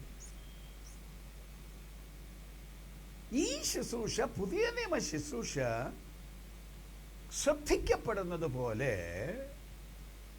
ഈ ശുശ്രൂഷയുടെ വലിപ്പം നിമിത്തം മറ്റേത് ശ്രദ്ധിക്കപ്പെടാതെ പോണോ? അല്ല, വേറൊരു ഭാഷ പറഞ്ഞാൽ, ഇപ്പോ നല്ലപോലെ സൂര്യൻ പ്രകാശിച്ചിരിക്കുക. ഈ സൂര്യൻ പ്രകാശിച്ചിരിക്കുമ്പോൾ തെരുവ് വിളക്ക് കത്തിയാൽ അതിനെന്ത് പ്രസക്തി? ചില ദിവസങ്ങളിൽ തെരുവ് വിളക്ക് രാവിലെ ഓഫ് ചെയ്യാൻ ഇനി ചുമതലപ്പെട്ടവർ ശ്രദ്ധിക്കുകയില്ല. രാത്രി എല്ലാം ശോഭിച്ചു നിന്നു, മനുഷ്യന് ഗുണമുണ്ടായിരുന്നു, മനുഷ്യൻ കണ്ടു വിളക്കുണ്ടെന്ന് അറിഞ്ഞു. പക്ഷെ പകലും അത് കത്തിക്കിടന്നാൽ അതിലോട്ട് മേപ്പോട്ട് നോക്കുന്നവൻ മാത്രമല്ലേ അത് ലൈറ്റാണെന്നറിയുള്ളൂ, വെട്ടമുണ്ടെന്നറിയുള്ളൂ. നടന്നു പോകുന്നവൻ ഇതറിയോ? ഇല്ലല്ലോ. അതുപോലെ അതുപോലെ സൂര്യശോഭയുടെ മുമ്പാകെ ഭൂമിയിലെ ഒരു വെളിച്ചത്തിൻ്റെയും പ്രകാശം അപ്രസക്തമാകുന്നത് പോലെ പുതിയ നിയമ ശുശ്രൂഷയുടെ മുമ്പിൽ പഴയ നിയമ ശുശ്രൂഷ ശ്രദ്ധിക്കപ്പെടാതെ പോകും എന്നാണ് വചനം. വചനം പറയുന്നതാണ് ഞാൻ പറയുന്നത്. ഇതുവെല്ലാം നടക്കുമോ എന്ന് ചിന്തിക്കുന്നവർ ഇതിനകത്തിരിപ്പുണ്ടാവാം. പക്ഷെ വചനം അങ്ങനെയാണ് പറയുന്നത്. അല്ല, ഒന്നുകൂടെ തെളിച്ച് ഞാൻ ചോദിക്കുന്നു, നമ്മൾ ഇന്നൊരു ദൈവപ്രവൃത്തി പറയാനാണെങ്കിലും എവിടുന്നാണ് പാഠം എടുക്കുന്നത്? സഭയിലെ പ്രസംഗത്തിനെ, സാക്ഷ്യത്തിനെ, അനുഭവത്തിനെ എവിടുന്നാ പാഠം എടുക്കുന്നത്? അബ്രഹാമിൽ നിന്നല്ലേ? മോശയിൽ നിന്നല്ലേ? മരുഭൂമി യാത്രയിൽ നിന്നല്ലേ? അവിടുന്നല്ലേ പാഠമെല്ലാം?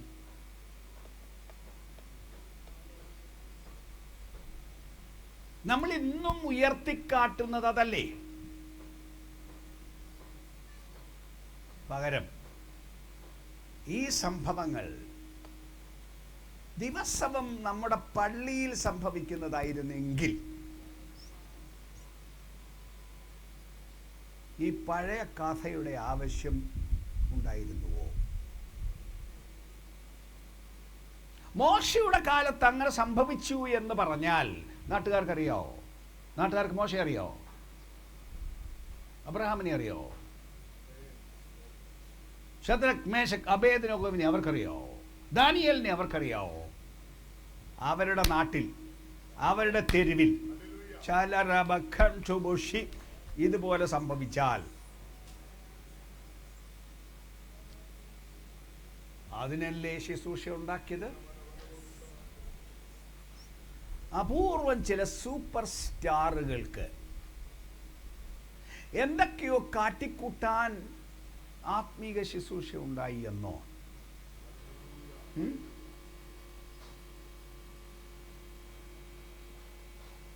ഒരു ബില്ലി ഗ്രഹാമിനോ ഒരു ബെന്നിഹിനോ ഇവർക്കാർക്കെങ്കിലും ചിലർക്ക് ചില ശുശ്രൂഷ കൊടുക്കാൻ വേണ്ടി ആത്മീക ശുശ്രൂഷ ഉണ്ടായെന്നോ? അതോ വാക്തത്വം നിങ്ങൾക്ക്?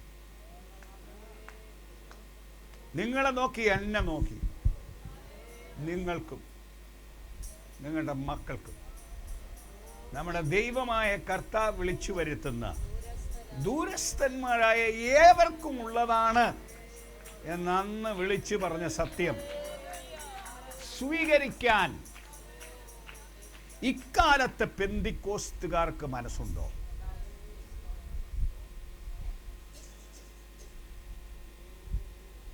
20-ാം നൂറ്റാണ്ടിൻ്റെ ആരംഭത്തിലുണ്ടായ പെന്തിക്കോസ്ത് പ്രസ്ഥാനവും അതിൻ്റെ വ്യാപനവും ലോകത്തിൽ അതിശയകരമായ സംഭവമല്ലേ?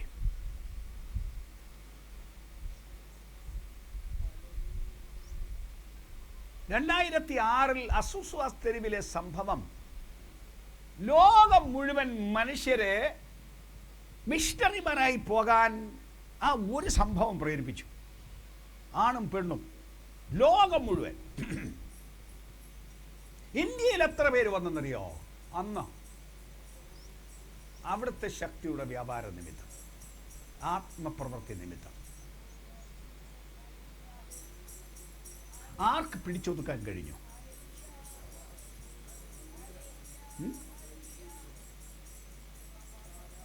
ഒന്നേകാൽ നൂറ്റാണ്ട് കൊണ്ട് ഏതാണ്ട് 60 കോടി പെന്തിക്കോസ്തരും കരിസ്മാറ്റിക്കായ ആളുകൾ ഇന്ന് ലോകത്തിലുണ്ട്. ഒന്നേകാൽ നൂറ്റാണ്ട് കൊണ്ട്. കത്തോലിക്ക സഭ തുടക്കം മുതൽ 1-ാം നൂറ്റാണ്ട് മുതൽ ഉണ്ടെന്ന് അവർ പറയുന്നു. അതെല്ലാം കൂടെ വന്നാലും 100 കോടി കത്തോലിക്കരുള്ളിടത്ത് ഈ ആത്മശക്തിയുടെ വ്യാപാര നിമിത്തം ലോകം മുഴുവൻ പോയ ഈ ആത്മശക്തിയുടെ വ്യാപാരം ഇന്നത്തെ പെന്തിക്കോസ്തുകാർ, കേരളത്തിലെ പെന്തിക്കോസ്തുകാർ ഒന്ന് ചിന്തിക്കാൻ സമയമെടുക്കുമോ? അന്നത്തെ ഇതിൻ്റെ ആളുകൾ വലിയ പണ്ഡിതന്മാരായിരുന്നുവോ? അല്ലായിരുന്നല്ലോ. ഒത്തിരി പഠിച്ചവരായിരുന്നുവോ? അല്ലായിരുന്നല്ലോ. ദൈവശാസ്ത്ര ബിരുദങ്ങളും കൊണ്ടാണോ അവർ വന്നത്? അല്ലല്ലോ. പ്രസംഗിക്കാൻ പണവും കൊണ്ടാണോ വന്നത്?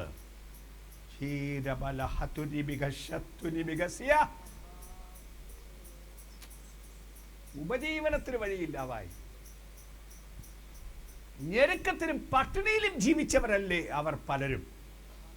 പക്ഷെ അവരുടെ മേൽ വ്യാപരിച്ച ദൈവത്തിന്റെ ശക്തി, അവരുടെ പക്കലുണ്ടായിരുന്ന ആത്മീക ശുശ്രൂഷ, അവരുടെ പല്ലിയുടെ വലിപ്പമാണോ അവരുടെ വീട്ടിൽ ആൾ വന്നത്? ഇന്ന് പള്ളി ഉണ്ടെങ്കിൽ ആൾ വരുമെന്ന് പറയുന്നത് നിങ്ങൾ എന്തോന്നാ പള്ളി പണിയില്? പള്ളി പണിഞ്ഞ് എത്രയോ എണ്ണം ആളില്ലാതെ കിടക്കുന്നു. അവരുടെ പക്കലുണ്ടായിരുന്ന ശക്തി നിമിത്തമല്ലേ അവിടെ ആള് കയറി വന്നത്? അവർ പ്രാർത്ഥിച്ചാൽ ആ പ്രാർത്ഥനയ്ക്ക് അവിടെ ഉത്തരമുണ്ടാകുമായിരുന്നു. അവർ രോഗിക്ക് വേണ്ടി പ്രാർത്ഥിച്ചാൽ സൗഖ്യമുണ്ടാകുമായിരുന്നു. അവർക്ക് ഭൂതം വരുമ്പോൾ അലറി ഓടുമായിരുന്നു.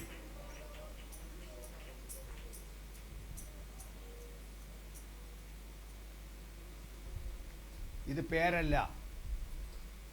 അതാണ് പറഞ്ഞതിൻ്റെ അർത്ഥം. ഇത് പേരല്ല, പേരക്ഷരത്തിൻ്റെ ശുശ്രൂഷയാണ്. ഇത് ജീവന്റെ പകർച്ചയാണ്. ഒരാളിൽ നിന്ന് ജീവൻ വേറൊരാളിലേക്ക് പകർന്നു കൊടുക്കുന്നതാണ്. അതാണ് യേശു ഏൽപ്പിച്ച ശുശ്രൂഷ. അതാണ് ആദിമ സഭയുടെ ശുശ്രൂഷ. അതാണ് 20-ാം നൂറ്റാണ്ടിൻ്റെ ആരംഭത്തിൽ തുടങ്ങിയ പെന്തിക്കോസ്ത് സഭയുടെ ശുശ്രൂഷ. അതാണ്. ഇവിടെ സഭകളില്ലാഞ്ഞിട്ടോ ഇതുണ്ടായത്? വലിയ പള്ളികളില്ലാഞ്ഞിട്ടോ ഇതുണ്ടായത്?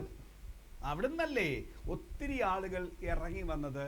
അല്ല ആട്ടി പുറത്താക്കിയത്, പുച്ഛിച്ചത്, ഉപദ്രവിച്ചത്. അതിൻ്റെ നടുവിൽ ഈ സത്യം വിശ്വസിക്കാനും അതിനെ പിൻപറ്റാനും ഒരു കൂട്ടം ജനം ഇവിടെ ഉണ്ടായത് ഇതിൽ വ്യാപരിച്ച ആത്മവ്യാപാരമാണ്. നമ്മൾ പറ, ഈ വചനത്തിൻ്റെ വെളിച്ചത്തിൽ ഈ പണ്ടത്തെ കഥ പറയുന്നതിന് പകരം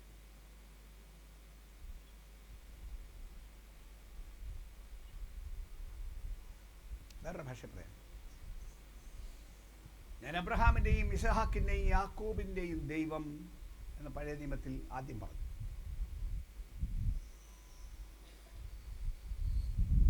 ദാനിയേൽ പ്രവചനത്തിലേക്ക് വന്നപ്പോൾ വാക്ക് മാറി. എന്ത് പറഞ്ഞു? 3-ാം അധ്യായത്തിൽ വരുമ്പോൾ ശദ്രക്കിന്റെയും മേശക്കിന്റെയും അബേദനഗോവിന്റെയും ദൈവത്തെ പോലെ വേറൊരു ദൈവം ഇല്ല. ബാബിലോൺകാർക്ക് അബ്രഹാമിനെ അറിയില്ല. ബാബിലോൺകാർക്ക് അറിയാവുന്നത് അവിടെ ജീവിച്ച ശദ്രക്, മേശക്, അബേദനഗോവാണ്. അവരുടെ പേര് പറഞ്ഞപ്പോ സംഭവം അറിയില്ലേ? രാജാവേ, അങ്ങ് നിർത്തിയ ബിംബത്തെ അങ്ങയോടും ബഹുമാനമാണ്. ഞങ്ങളുടെ രാജ്യത്തിലെ അങ്ങയുടെ പ്രജകളാണ്. പക്ഷേ ദൈവവചനത്തിന് വിപരീതമായി അങ്ങ് നാട്ടിയ ഈ ബിംബത്തെ ഞങ്ങൾ നമസ്കരിക്കില്ല. ഒരു കാരണവശാലും നമസ്കരിക്കില്ല. അഭിപ്രായം പുനഃപരിശോധിക്കാൻ, അഭിപ്രായമല്ല തീരുമാനം പുനഃപരിശോധിക്കാൻ രാജാവ് ആവശ്യപ്പെട്ടു. അവർ പറഞ്ഞ് പുനഃപരിശോധിക്കുന്ന പ്രശ്നമില്ല, ഞങ്ങളുടെ തീരുമാനം ഇത് തന്നെ. 7 മടങ്ങ് തീയുടെ ചൂട് വർദ്ധിപ്പിക്കും. നീ എന്നാ ചൂട് വർദ്ധിപ്പിച്ചാലും ഞങ്ങളുടെ ദൈവത്തിന് ഞങ്ങളെ വിടുവിക്കാൻ കഴിയും. ഞങ്ങളുടെ ദൈവം ഞങ്ങളെ വിടുവിക്കും. അല്ല, വിടുവിച്ചില്ലെങ്കിലും ഈ തീക്കകത്ത് ചാരമായാലും ഞങ്ങൾ ഇങ്ങനെ ജീവിക്കും. ഇതാണ് ഞങ്ങളുടെ തീരുമാനം.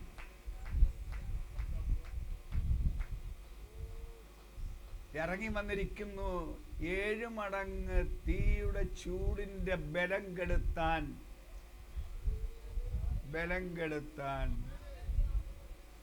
അധികാരമുള്ളവൻ. ദൃശ്യമായി രാജാവ് കാണത്തക്കവണ്ണം, ഗവർണർമാര് കാണത്തക്കവണ്ണം, അന്നത്തെ വലിയ സമൂഹം കാണത്തക്കവണ്ണം തീച്ചൂളയുടെ നടുവിൽ ഇടങ്ങിക്കഴിഞ്ഞപ്പോ ജനം പറയാ, ദൈവത്തെ ഞാൻ വേണം. ആരുടെ? ശദ്രക്കിന്റെയും മേശക്കിന്റെയും അബേദനഗോവിന്റെയും ദൈവത്തെ വേണം. അതാണ് സംഭവിക്കണം നമ്മുടെ നാട്ടിൽ. ശദ്രക്കും മേശക്കും അബേദനഗോ ഇവിടെ പ്രസക്തമല്ല. നാട്ടിൽ ജീവിക്കുന്ന നമ്മുടെ പള്ളിയുടെ, നമ്മുടെ സഭയിലെ ആളുകളുടെ പേര് പറഞ്ഞിട്ട് ആ ദൈവത്തെ എനിക്ക് വേണമെന്ന് പറയത്തക്കവണ്ണം ജീവന്റെ വ്യാപാരം നമ്മുടെ കൂട്ടത്തിൽ വന്നാൽ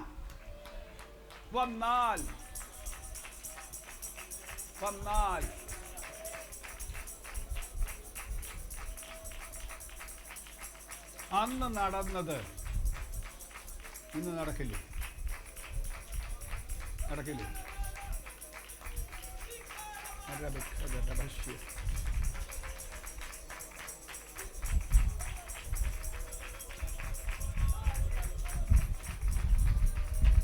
ഇത് നമ്മുടെ പക്കൽ ഇല്ല എന്ന് തുറന്ന് സമ്മതിക്കാൻ മനസ്സുണ്ടോ? നമ്മൾ ഉപദേശിയാണ്, നമ്മൾ ശുശ്രൂഷകരാ, ബന്ധിക്കോസുകാരാ. പക്ഷെ ഇപ്പറയുന്ന കാര്യം നമ്മുടെ ഇതിലില്ല. അക്ഷരമുണ്ട്, ഉപദേശമുണ്ട്, അത് എല്ലാവർക്കും നേരെ ചൊവ്വേ അറിയില്ല. ഇനി അറിയാമെങ്കിൽ ഞങ്ങൾ പറയും എന്ന് പറഞ്ഞാൽ അതുകൊണ്ട് പ്രയോജനമുണ്ട്.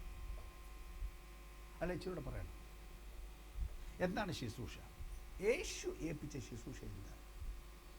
അതൊന്നറിയണം. അതറിഞ്ഞിട്ട് വേണം ബാക്കി കാര്യം തീരുമാനിക്കാൻ. യേശു ശുശ്രൂഷയ്ക്കായി പറഞ്ഞു വിട്ടപ്പോൾ ശിഷ്യന്മാരെ നിയോഗിച്ചയച്ച ആ പ്രസ്താവന ഒന്ന് കേൾക്കണം. അന്നത്തെ പ്രസ്താവന ഇന്നത്തേക്കും സത്യമാണ്. യേശു ആരെ അയച്ചാലും അത് ചെയ്യാൻ വേണ്ടിയാണ് പറഞ്ഞു വിടുന്നത്. മത്തായി സുവിശേഷം 10-ാം അധ്യായം അതിന്റെ 6 മുതൽ 8 വരെയുള്ള വാക്യങ്ങൾ. പ്രസക്തമായ ഭാഗം 7-ഉം 8-ഉമാണ്. ഇസ്രായേൽ ഗ്രഹത്തിലെ കാണാതെ പോയ ആടുകളുടെ അടുക്കൽ ഓൺ ചെയ്തിട്ട് വായിക്കും.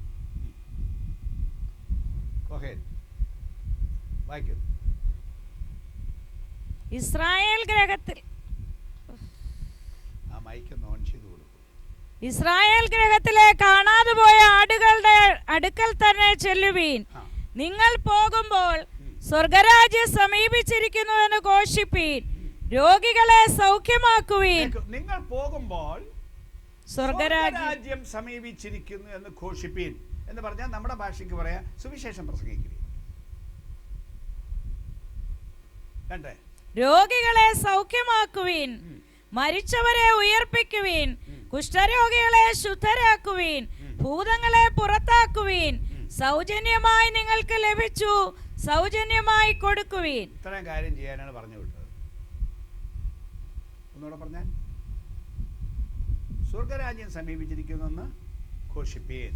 2, രോഗികളെ സൗഖ്യമാക്കുവീൻ, മരിച്ചവരെ ഉയർപ്പിക്കുവീൻ, കുഷ്ഠരോഗികളെ ശുദ്ധമാക്കുവീൻ, കുഷ്ഠരോഗികളെ ശുദ്ധരാക്കുവീൻ. എന്നിട്ട് അന്നത്തെ കാലത്ത് ഭേദമാകാത്ത ഒരു സീരിയസ് രോഗം, അന്ന് ഇപ്പം അതിനേക്കാൾ കൂടിയ രോഗങ്ങൾ, cancer, heart trouble, kidney trouble, അങ്ങനെ ഓരോന്ന് അതും സുഖാക്കുവീൻ, ഭൂതങ്ങളെ പുറത്താക്കുവീൻ. ഇത് പറഞ്ഞാണ് വിട്ടത്, പ്രസംഗിക്കാൻ മാത്രമല്ല വിട്ടത്,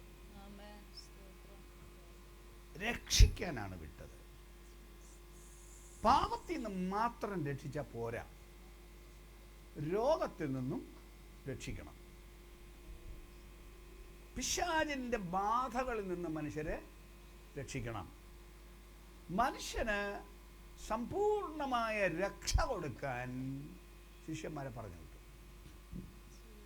മരിച്ചവരെ ഉയർപ്പിക്കുവിനെന്ന് പറഞ്ഞു. എന്നാൽ യേശുവാകട്ടെ ശിഷ്യന്മാരാകട്ടെ നാട് മുഴുവൻ നടന്ന് മരിച്ചവരെ ഉയർപ്പിച്ചില്ല എന്നുള്ളത് നമ്മൾ അറിയണം. കാരണം ഒരിക്കൽ മരണവും പിന്നീട് ന്യായവിധിയും ദൈവം മനുഷ്യർക്കായി നിയമിച്ചിരിക്കുന്ന പാപം നിമിത്തം വന്നതാണ് മരണം. മരണത്തിൽ നിന്ന് എഴുന്നേൽപ്പിക്കാൻ ഇനി ഒരു ദിവസം ദൈവം വച്ചിരിക്കുന്നു. അന്ന് എല്ലാവരെയും ഉയർപ്പിക്കും. എന്നാൽ യേശു ഒരു 3 പേരെ ഉയർപ്പിച്ചതാണ് സുവിശേഷത്തിൽ കാണുന്ന രേഖ. അതുകൊണ്ട് പക്ഷെ എല്ലാം രേഖപ്പെടുത്തിയിട്ടില്ല. അപ്പോസ്തലന്മാരും ചിലരെ മരണത്തിൽ നിന്ന് എഴുന്നേൽപ്പിച്ചു എന്നല്ലാതെ മരിച്ചവരെ നിങ്ങൾ അടക്കണ്ട, ഞങ്ങളൊന്ന് ഉയർപ്പിക്കാം എന്നും പറഞ്ഞവരാരും പോയില്ല. അതുകൊണ്ട് ആ ഉയർപ്പെന്നുള്ളത് ഒരു വ്യാപകമായ ശുശ്രൂഷയായി യേശുവാകട്ടെ അപ്പോസ്തലന്മാരാകട്ടെ ചെയ്തിട്ടില്ല. അതേസമയം യേശുവിൻ്റെ അടുക്കൽ വന്ന മുഴുവൻ രോഗികളെയും സൗഖ്യമാക്കി. അപ്പോസ്തലന്മാരിലേക്ക് വന്ന മുഴുവൻ രോഗികളെയും അവർ സൗഖ്യമാക്കി. അപ്പം രോഗശാന്തി വ്യാപകമായിരുന്നു. ഭൂതങ്ങളെ പുറത്താക്കുന്നതും വ്യാപകമായ ശുശ്രൂഷയായിരുന്നു. പിശാചിന്റെ പ്രവൃത്തികളെ അഴിക്കുന്നത് അവർ ചെയ്യേണ്ടിയിരുന്നു. അതിനവരെ ഏൽപ്പിച്ചു. അതില്ലാത്തത് വേദപുസ്തകം അതിനെ ശുശ്രൂഷയെന്ന് വിളിക്കില്ല.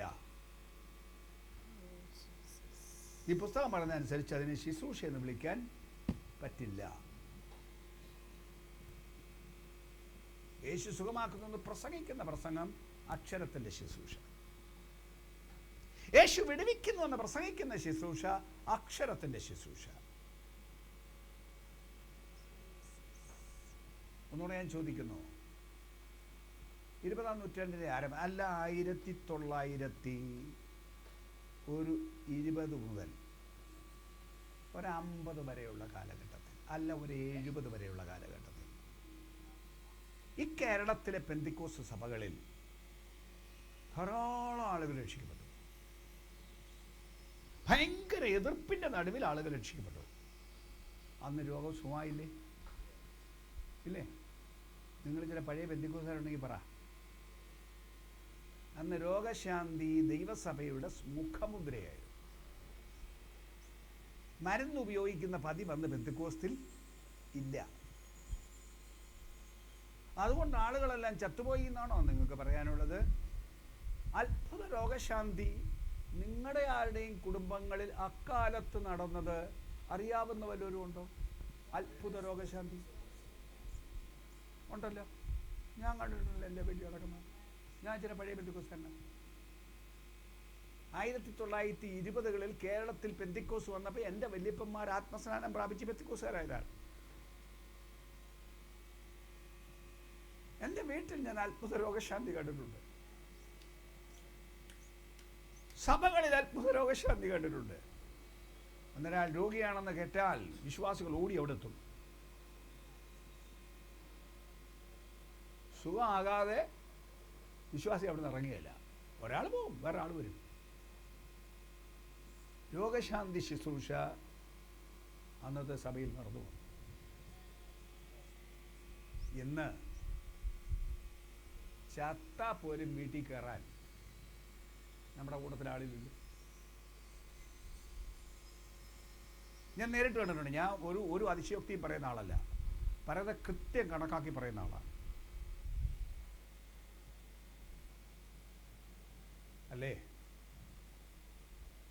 രോഗിയെ സുഖമാക്കുന്ന ശക്തി കയ്യിലുണ്ടോ?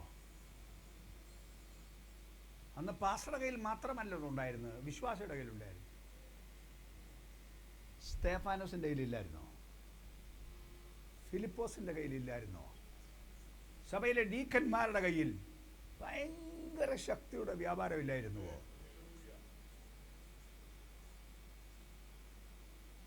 ഭൂതങ്ങൾ അലറിയോടില്ലായിരുന്നുവോ? ആത്മീയ ശുശ്രൂഷക്കാരുടെ നിര പുരുഷന്മാരിൽ സ്ത്രീകളുമില്ലായിരുന്നുവോ? അതെല്ലാം പോയിട്ട് കാലം കഴിഞ്ഞപ്പോൾ നമുക്കിത് മതമായി, നമുക്കിത് ആചാരമായി, നമുക്കിത് ചടങ്ങായി, ബിന്ദിക്കൊസ്തു പേരായി മാറിയിടത്ത് തിരുവെഴുത്തിന് പറയാനുള്ളത് ഇത് പുതിയ നിയമ ശുശ്രൂഷ അല്ല, അല്ല, അല്ല. യേശുവിൻ്റെ ഒരു വാക്കൂടെ പറഞ്ഞ് ഇപ്പം ഞാൻ നിർത്തണം. മത്തായി 17-ാം അധ്യായത്തിൻ്റെ 17-ാം വാക്യം ഒന്ന് വായിക്കാവോ?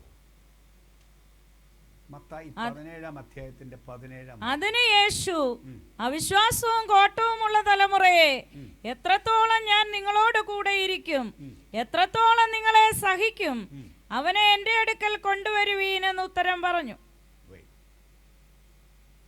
വാക്യം കേട്ടല്ലോ, കട്ടിയുള്ള വാക്ക്. എന്താ പറഞ്ഞിരിക്കുന്നത്?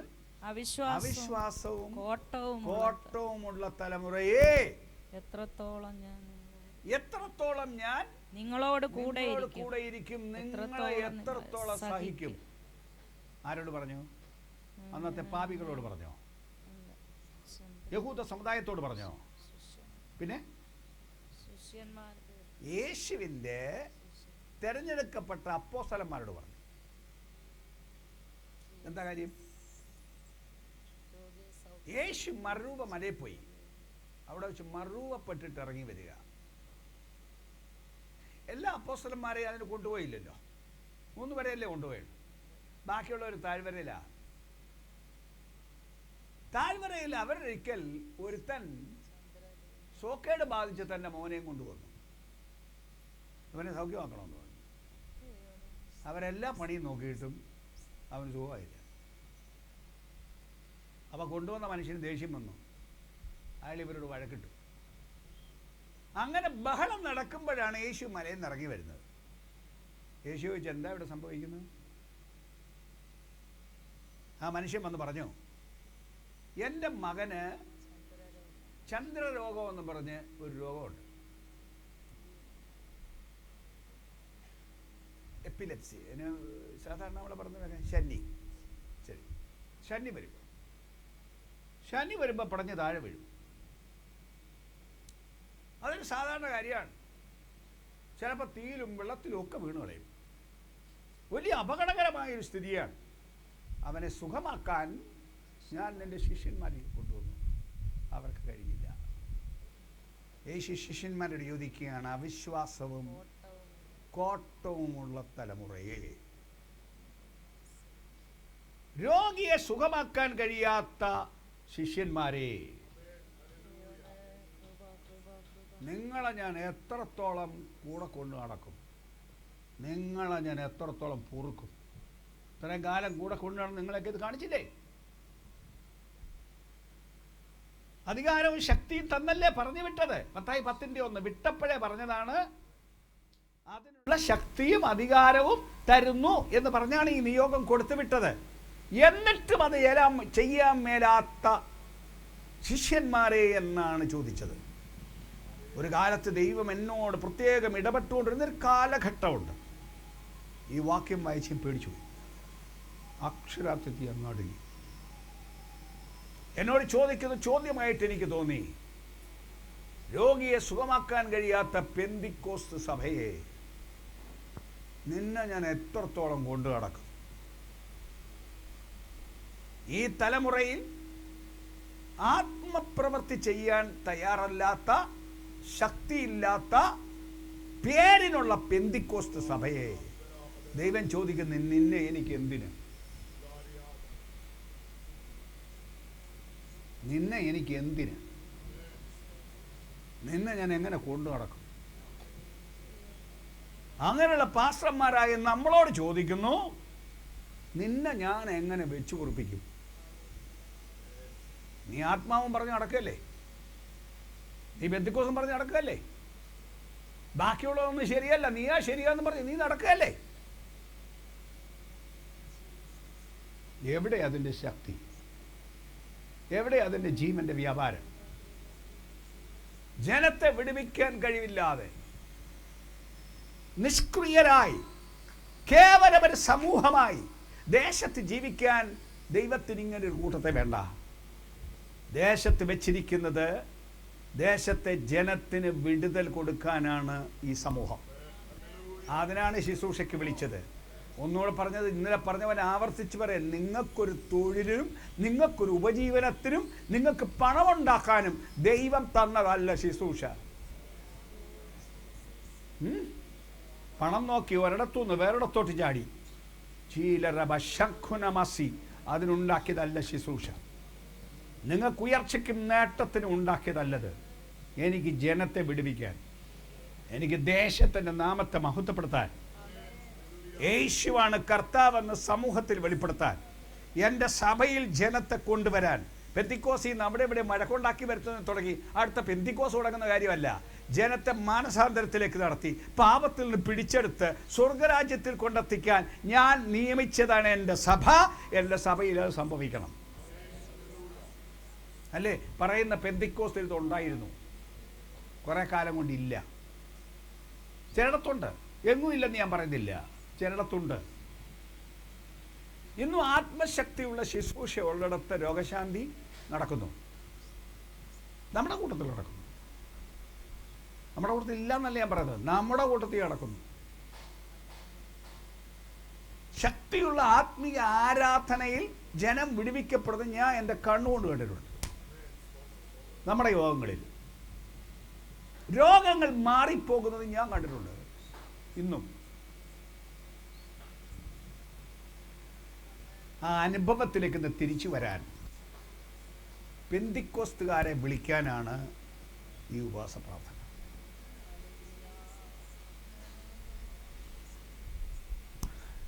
വേണ്ടേ? ഒന്ന് ചിന്തിക്കാവോ? ഇന്നുള്ളത് മതിയോ? ഈ ഓണക്കപ്പോക്ക് മതിയോ? അതോ ദൈവമേ ആ ഒരു ശുശ്രൂഷ എനിക്കൂടെ തരണം എന്നൊന്ന് പറയാൻ കേവലം പറച്ചിലല്ല, അതിന് പെന്തിക്കോസിന് ഇന്നത്തെ നിലയ്ക്ക് പോരാ എന്ന് ചങ്കുപൊട്ടി നിലവിളിക്കുന്ന ചിലരുണ്ട്.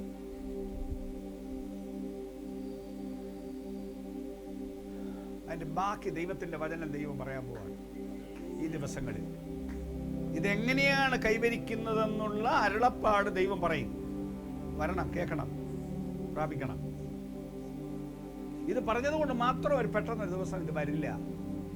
ഇതിനൊരു പ്രക്രിയയുണ്ട്, ഒരു പ്രോസസ്സുണ്ട്. ആ പ്രോസസ്സിലൂടെ ഇത് വരുവുള്ളൂ. അല്ല മേലകൊത്തി ഇത് പെട്ടെന്ന് ഇറങ്ങി വരില്ല. എന്നാലും ഉള്ളു തുറന്ന് ഒന്ന് ദൈവത്തോടൊന്ന് കരഞ്ഞ് ഒന്ന് നിലവിളിച്ചിട്ട് പോവാം.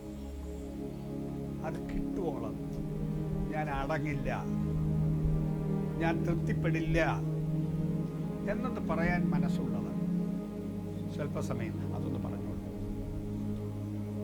എൻ്റെ ബാക്കിയാണ് നിർത്തും. ഞാനും ഇതിനായി കാത്തിരിക്കുന്നവനാണ്.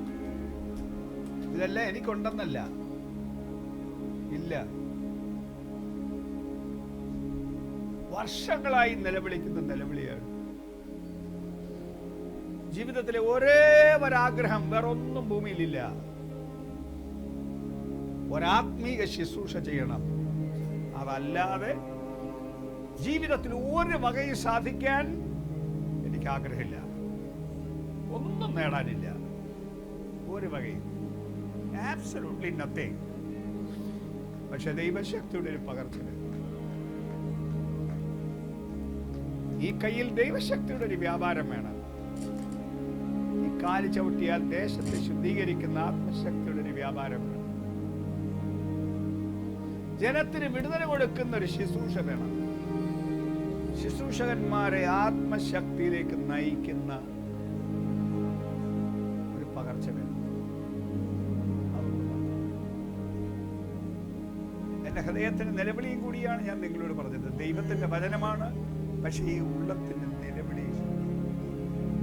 കമാൺ, ഒന്ന് പറഞ്ഞോളൂ. ഇറങ്ങി കഴിയുമ്പോൾ മറക്കരുത്. ഇത് ദൈവത്തിന്റെ വാഗ്ദത്തമാണ്. നിങ്ങളുടെ പുത്രന്മാരും പുത്രിമാരും പ്രവചിക്കും. നിങ്ങൾ സ്വപ്നങ്ങൾ കാണും. നിങ്ങളുടെ യൗവനക്കാൾ ദർശനങ്ങൾ ദർശിക്കും. ദാസന്മാരുടെ മേലും ദാസിമാരുടെ മേലും കൂടി ഞാൻ എൻ്റെ ആത്മാവിനെ പകരും. അവരും ആത്മീയ ശുശ്രൂഷയിലേക്ക് പോകും.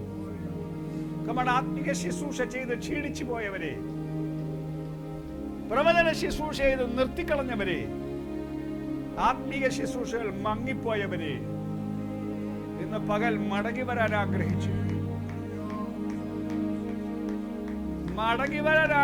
ഒരു സമർപ്പണം ചെയ്ത് എന്റെ മേലെ ആ കൃപ ഒന്നുകൂടെ അയക്കണമേ.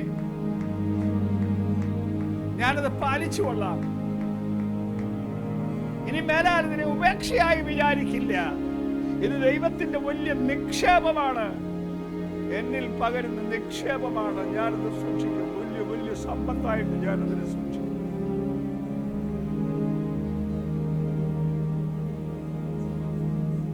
ആ നിലവിളിയാണ് ഇന്നത്തെ സമർപ്പണം.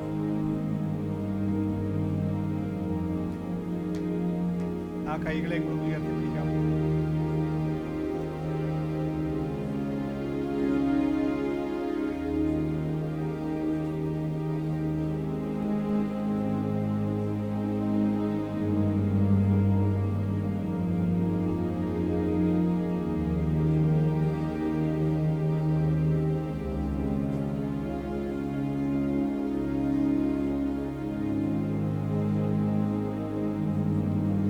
ഈ അടിയങ്ങൾ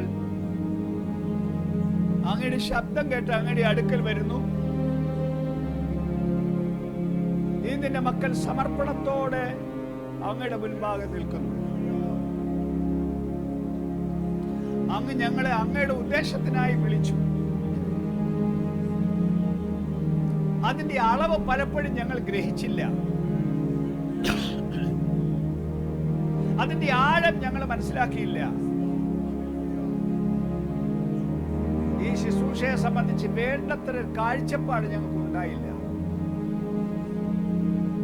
ചെയ്തു വന്നതും പലപ്പോഴും മങ്ങിപ്പോയി. പല കാരണങ്ങൾ ഞങ്ങളെ മുടക്കിക്കളഞ്ഞു. ഞങ്ങൾ മുടങ്ങിപ്പോയി.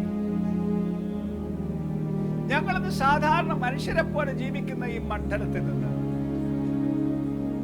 ഞങ്ങളെ ഉയർത്താനുള്ള അങ്ങയുടെ ഈ വിളി, ഈ ആഹ്വാനം ഇന്ന് പകൽ ഞങ്ങൾ ഏറ്റെടുക്കും.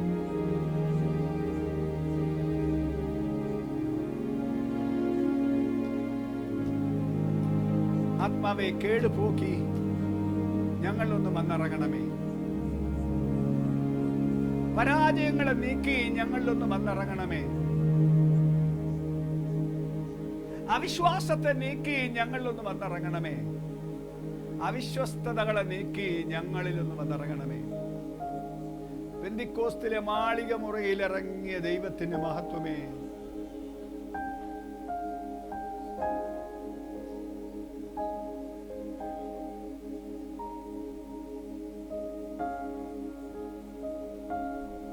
ഇംഗ്ലണ്ടിൽ ജനം കാണത്തക്കവണ്ണം തീയിറങ്ങിയതായി നാട്ടുകാർ പറയുന്ന ഇവാൻസിന്റെ പള്ളിയിലിറങ്ങിയ ദൈവത്തിന്റെ മഹത്വമേ,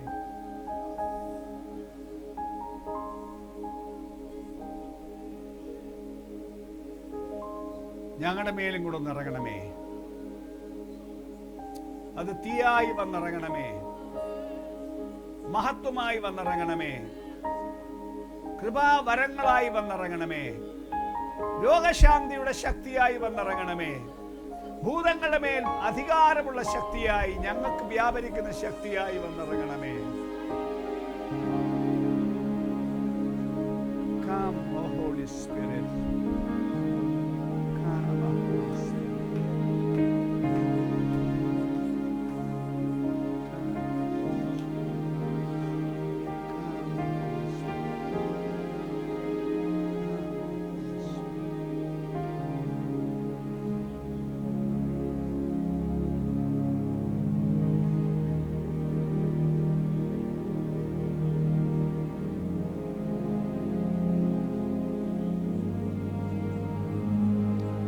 ഇതിന്റെ കൂട്ടത്തിൽ ദൈവം പറഞ്ഞ എന്തെങ്കിലും ഒരു വചനം ഇതിനോടനുബന്ധിച്ച് അങ്ങനെ സന്ദേശം നിങ്ങൾക്ക് ആർക്കെങ്കിലും ഒരു പ്രവചനദൂതായി, ഒരു ദർശനമായി തന്ന എന്തെങ്കിലും സന്ദേശം നിങ്ങൾക്ക് ആർക്കെങ്കിലും ഉണ്ടോ?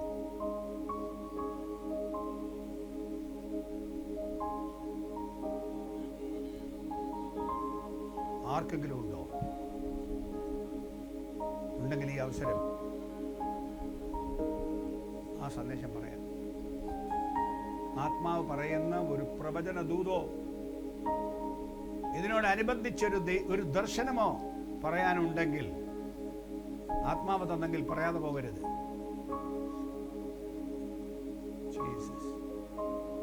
ദൈവസഭയിൽ കൃപാവര ശുശ്രൂഷ വ്യാപരിച്ചുകൊണ്ടേയിരിക്കണം. ശുശ്രൂഷ ഒരാടെ മാത്രം വകയല്ല. ശുശ്രൂഷ പലർക്കാണ് ദൈവം കൊടുക്കുന്നത്. മടിയൊന്നും വേണ്ട. ഉണ്ടെങ്കിൽ മുമ്പോട്ട് വരും.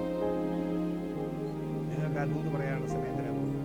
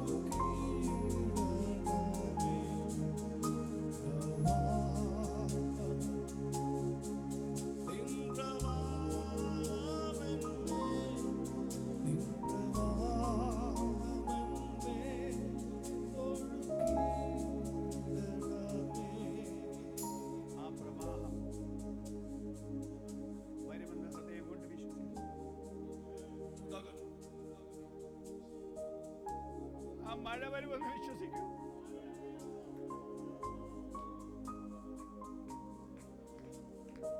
അത് വലിയ നദിയായി ഉയരുമെന്ന് വിശ്വസിക്കൂ. എന്മേൽ ഒഴുക്കണമേ ആത്മാവേ, എന്മേൽ ഒഴുക്കണമേ.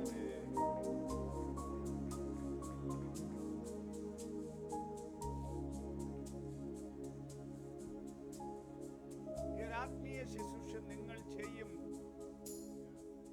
എന്ന് വിശ്വസിക്കാൻ ഇന്ന് ഹൃദയം ഉറപ്പിക്കണം. സംശയവും ചോദ്യവും വേണ്ട.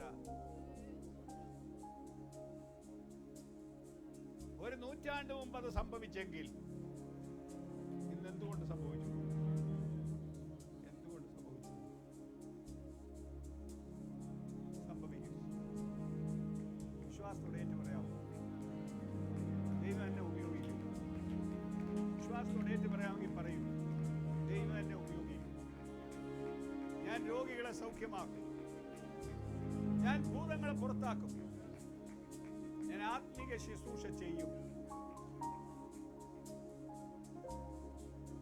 പാപികളെ രക്ഷിക്കാൻ ദൈവം എന്നെ ഉപയോഗിക്കും.